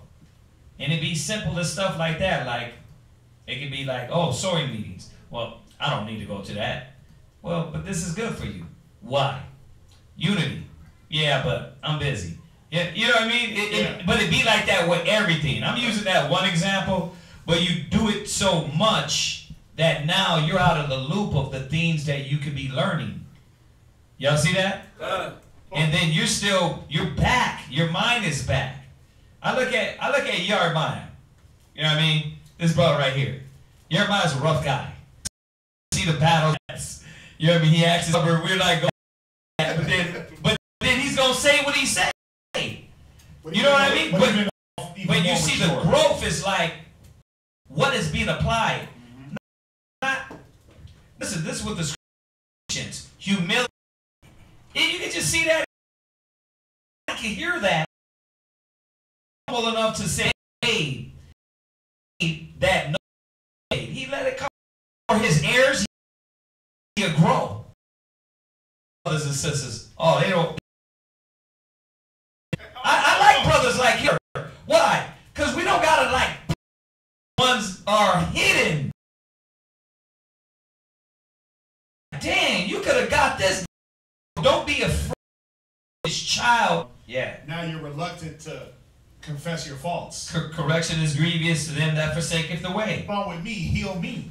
But see that the one that is running away from correction, he's like, I don't want to hear what's wrong with me. I don't want to tell you, so I can't be healed. Right. Go to Ecclesiastes 30 verse 8 real quick. And remember, we're children of Israel, and this chapter is talking about children, right? And this, believe it or not, this still applies to you, and I can show you in many other different ways. With the David came back and said, "Be not as the horse and the mule." So don't be narrow-minded as I'm going here. We know this is talking about children. But let's talk about this mind real quick. Go ahead. Ecclesiastes chapter 30, verse 8. Go ahead. And horse not broken becometh headstrong. Yeah, and that's the thing. You got this is applying to a child that is stubborn. So what happens is you come in with that stubborn spirit, and I'm not going to be changed. I'm put off the old man. I'm going to keep my same ways. They become headstrong. But headstrong at what cost? That's not hurting us. Now, with your child is a different thing, but you, as being a man or a woman, you become headstrong, stubborn, stiff-necked, and rebellious. That hurts you. That stunts your growth. Go ahead. And a child left to himself will be willful. Right, and we'll talk about that because that goes into the idle mind. But I just wanted to show you here that what happens is that you become headstrong. That child that becomes headstrong, man, he gets stubborn. He gets rebellious. And that's what holds you back instead of you saying, you know what? No, I need this for my spirit. That's the difference between a child and a grown-up. The childlike mentality, you're trying to run and hide, but a grown-up knows if I'm pissing and I got some fire coming out my hinder parts, you're not going to be like, you know what? I'm not going to tell nobody. You're going to be like, man, I got to go to the doctor. The child is like, maybe like, I don't know what's going on. First of all, I don't know why this is happening. See? But see, a mischievous one knows what's happening. Mischievous, he knows. And he's like, I'm going to just hide it. Yeah. I'm going to just carry on. I'm going to just make sure that nobody knows. I ain't going to yell when I pee. I'm going to act like it don't hurt. Right? I'm going to hide it. That's the thing. Where we at? Go back to Wisdom of Solomon. 55. Wisdom of Solomon 3:11. Wisdom of Solomon, chapter 3 and verse 11. Read. And their hope, second precept. And their hope Start is from the top. That's all good. Yeah.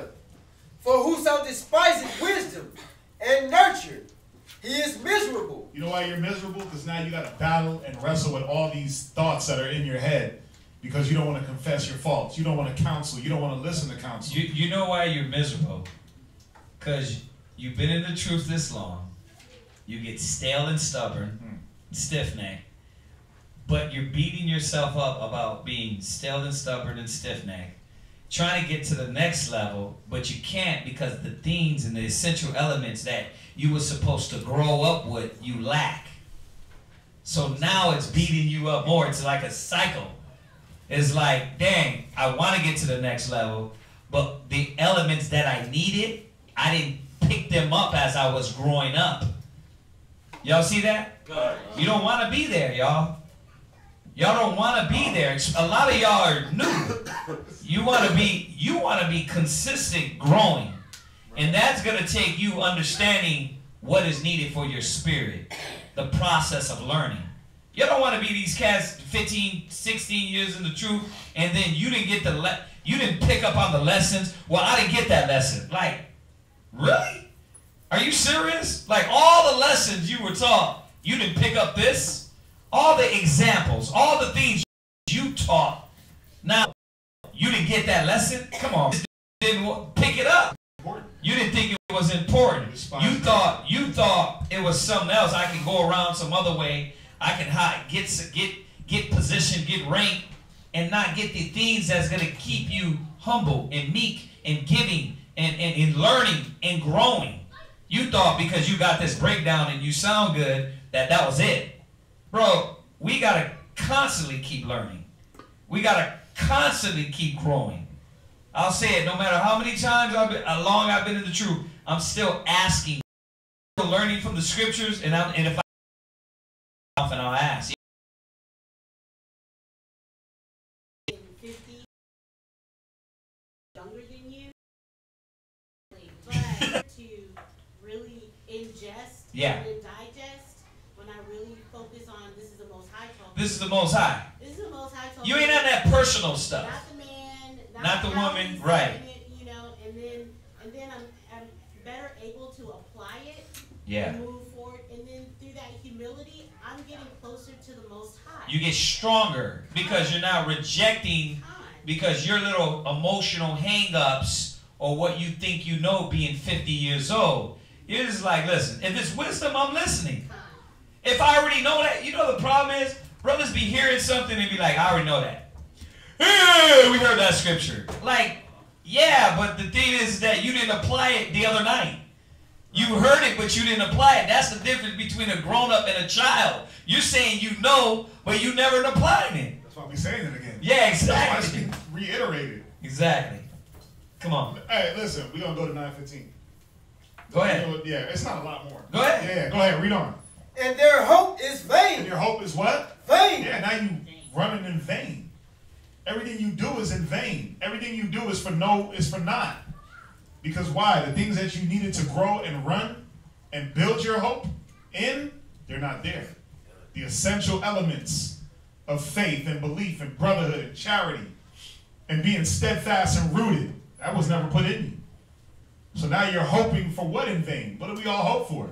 The king. You got to really look at what you're hoping for. If you hope for the kingdom, it's telling you. If you despise nurture, that hope is in vain. Because you're not even understanding how to get to the kingdom. Mm-hmm. Read on. Their labors unfruitful. And your labors are unfruitful. You become this tree that doesn't bring forth fruit. You become idle. Go ahead. And their works unprofitable. I mean, you see what it's telling you, right?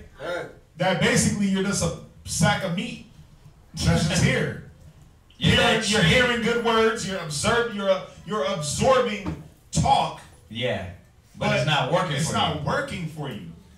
So now, what does one have to do? What does one have to do when you fall into this realm? What do you say to yourself? Yeah, that's a rhetorical question. What do you do when you're in that realm? Is it rhetorical? Yeah. When you ought to be teachers, you need someone teach you again. Yeah. Being the first principles of the doctrine, meaning that you got to go back and assess all the elements you didn't pick up and relearn. Because you got to be willing, but you got to be humble. Humble and be willing to say, you know what? I didn't pick that up, but I needed it. Yeah. You got to be able to say, okay, let me examine myself. Let brothers examine me. Yeah. And say, wow, okay, brother, you missing this, you missing this. You got that, and that. But you need this. But you need these things to complete. Right. See, the whole point of the truth is to do what? Complete you. It's supposed to make you a complete man or woman. Yeah, it's just that perfect man. That perfect man. See, when you came in, you were maybe 1% of the way perfect. And then all the wisdom, knowledge, understanding was supposed to build perfection in you to a point, and then Christ comes and does the rest, right? But if you're leaving off some of the things that are supposed to get you to the point of Christ coming, how you gonna get there? You can't. So you gotta reevaluate and say, you know what? I'm missing these things. I'm missing these. You gotta mature. You gotta grow the hell up. Yeah. And say, you know what, brother? You can't be like, well, everything I try and I do, like yeah, y'all just looking at me wrong or misjudging. Nah, it's because you gotta come out of the childlike mentality. You gotta grow the hell up. You understand? Because you see that brothers, this is how you know it's nothing personal. Because you'll see young brothers come in humble, meek, learning, watching, example, coveting the best gifts, and you see them. Why? It's gonna be they're gonna be giving you orders. Why? Because the slothful shall be in the tribute, and the diligent shall bear rule. You were slothful. You didn't pick up. You didn't watch.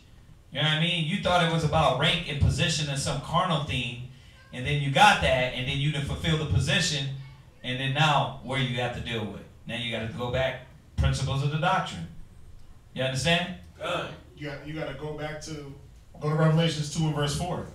You got to really go back to your first love that we talked about in Hebrews.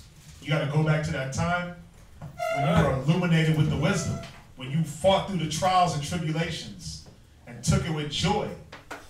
Revelations 2 and verse 4. Revelations chapter 2 and verse 4. Go ahead. Nevertheless, I have somewhat against thee. Yeah, see, Christ got something against his immature mind. Go ahead. Because thou hast left thy first love. You did what? Left thy first love. Yeah, you left the first love, which was the wisdom and what it made you feel like and what you knew it could do for you in a righteous way. Not the fact that it was going to give you women and cars and freedom to just do whatever you want and talk to people however you want and be puffed up, but to actually grow. Go ahead. Remember, therefore, from whence thou art fallen. Wait. You supposed to do what? Remember, therefore, from whence thou art Oh fallen. man, I didn't make no mistake. I'm good. Remember, therefore, from whence thou have fallen. Wait, what do you mean, remember? I'm perfect. I'm moving in the spirit. You're supposed to remember where you fell from. Remember. No, that scripture, I want to go there. Go ahead. Remember where you fell from. Why? Why is it important? So you can correct it and get So you can do what? Correct it and get back on the path. So you can correct yourself and get back on the path. Pick up the essentials. Go ahead. And repent. And do what? Repent. But see, a mature man is going to say, damn, I need to repent. I need to turn back. Repent means to turn away. Now, let me say this. This is talking to those young brothers and sisters that you were growing, you were moving in the right way, but you're letting something block your mind. You cannot let spirits block you. Ask yourself again, how long you been in the truth and where you at? You ain't got to tell me. Where you at? Just hold yourself up to the standard. Yeah, hold yourself up and say, damn. But if you're humble, then you'll say, damn, I could be at this level, but these things I don't want to apply and I lack. And every time I'm told about it, it's like I'm trying to ignore it and I'll do it at my time. You know, you can be so much more. You can be so much greater, but you got to grow the hell up. Sisters too, you got to grow up. You can be anything you want. You can do anything, greater works than your elders. But you got to think like that. What's the essential things I need in my spirit to be a greater teacher, a greater leader, a greater counselor, a greater example? It's not the carnal things. It's not some physical things. Now, all those things I just said, those should be your goals for the spirit. Those are your treasures in heaven. God? Even David said, I became greater than my teachers. But how? Through that precept. Right. But was he just worried about carnal, how many women and his women and his wives and his sons and this standing. Yeah. He kept his head in the wisdom that killed Saul. There's nothing wrong with it. That's what brothers got to understand. There's nothing wrong with remembering your first works and looking at yourself now and saying, damn, I'm not on fire like not mingle with deception and secretive and lying, and I don't want to be told this. Now, you got to free yourself of that. Those are all burdens. Because what we got to do? What we got to do? What we know about your lies? You got to let that go. Confess your faults to the Most High, and all those things can be free from you. Y'all get that? So you forgot the first love, right? Now what happens after that? You forget your first love. You love this scripture because it shows you that no matter what, there's a purging process. But why are you going to be purged? What is the purging process going to entail for you? Yeah. Is the purging process to cut you and root you out? Or is it to help you bring forth more of the good that you've already been bringing? That's what you got to ask yourself. Read that. St. John 15:1. St. John chapter 15, verse 1. Go ahead. I am the true vine, and my Father is the husbandman. Go ahead. Every branch in me that beareth not fruit, he taketh away. Right, because the previous scripture we read, it said, walk as ye have learned Christ, walk ye in him. So now you're supposed to be a branch off of Christ. He said, every branch in me that doeth what? Every branch in me that bringeth forth not fruit, he take away. So if you're just a branch taking up space, you're going to be gone. This is what we have to realize. You don't want to be that branch. This is what you want to be. Go ahead. And every branch that beareth fruit, he purgeth it. He does what? He purgeth. Think about it. The branch that doesn't bear fruit, that branch is cut off. But the branch that brings forth fruits gets purged. Yeah. How? You just pluck that fruit off. You pull that fruit so there's room for more fruit. But if you're an unprofitable branch, you gotta listen to the way it's worded. You get taken away off the tree. You get cut from the tree. But if you're profitable, if you bring forth fruit, you get purged. You get harvested, right? Why? So you can bring forth more fruit. Read on. That it may bring forth more fruit. Go to Mark. Oh, actually. Yeah, go to Mark. Go to Mark 3:27. Because you're not bringing forth fruit. You know, you're not bringing forth fruit. You're not fulfilling your duty.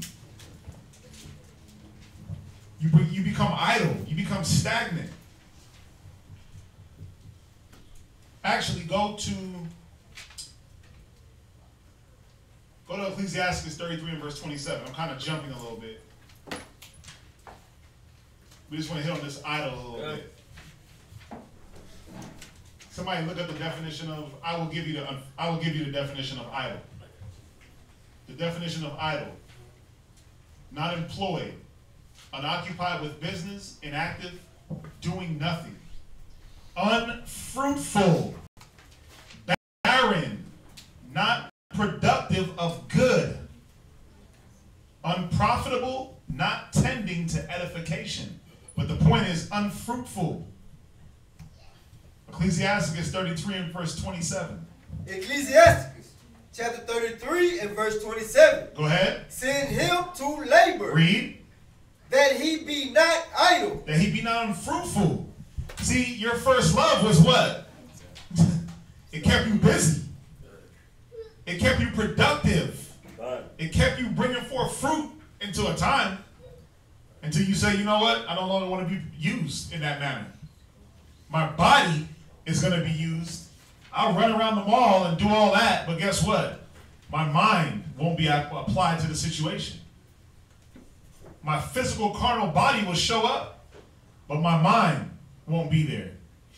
When it's time for class, my physical body will sit at the podium, but my mind is not given to study to bring out the proper edification. I'll do it. I'll be there. But now when it was time to perform it, I did it. I'm unfruitful. Send them to labor. Go ahead. For idleness, teaching much evil. Unfruitfulness, unprofitableness, doing nothing. It taught much evil. Go to, what's that? Go to 1 Corinthians 14 and verse 20. Nah. 1 Corinthians. I got two more. So this is the, we got this mind. You read it already. Go ahead. Somebody else, Ephesians 14 and 4. Ephesians 4 and 14. Go ahead. God, 1 Corinthians chapter 14, verse 20. Go ahead. Brethren, be not children in understanding. Right, so we got to allow ourselves for the understanding to mature, for our understanding to be opened up. Go ahead. Howbeit in malice be ye children. Right, you're supposed to be malice, children in all the negative. Meaning that your negative should be small. Go ahead. But in understanding be men. But your understanding needs to mature. Ephesians 4 and 14. Ephesians chapter 4 and 14. Go ahead. That we henceforth be no more children. Go ahead. Tossed to and fro. Right, this is what we have to be attaining to. You don't want to be a child tossed to and fro with every wind of doctrine, but with every feeling, with every carnal appetite. Go ahead. And carried about with every wind of doctrine. Go ahead. By the sleight of men. Read. And cunning craftiness. Yeah, that craftiness in your mind, you got to cut that out. That deceptiveness in your mind, you don't want to be carried around by that. That's a child's mentality. Go ahead. Whereby they lie in wait to deceive. Con. So, I mean, y'all get the point, right? It's 9:15. Y'all get the point. Is there any questions? Is there any questions on the topic online? All right, brothers, did y'all fall into the sunken place? Did y'all get the point? God. Okay, I heard sisters more than brothers. Yeah. Good. God. God. Grow ye up. All right, I was gonna say if anybody got any other questions, but we know y'all do online. It was just one more, really. We will answer that if you tune in to us Shabbat morning. We will be here tomorrow. We will answer that question. Yeah, Nancy, can you break down Matthew 13, reading this here? Yeah, we'll go over that tomorrow morning. All right. We try to fit in a lot of questions, but we want to get out some classes too. All right. Does anybody got anything, announcements or anything we're supposed to know about? Once again, announcing that on the 4th, we won't have class the 4th and the 5th because we're going to be going to a summit in Albuquerque. So, just to remind y'all about that. All right, we keep reminding y'all. We're not disappearing, but we do like to let y'all, our listeners, our viewers, know what's going on. All right. Other than that, let's salute them on the Shabbat. Say shalom, y'all. Shalom. Shalom. All right. And to us, I imagine Wapanya Hakwadam. Rise and face the east. Anybody?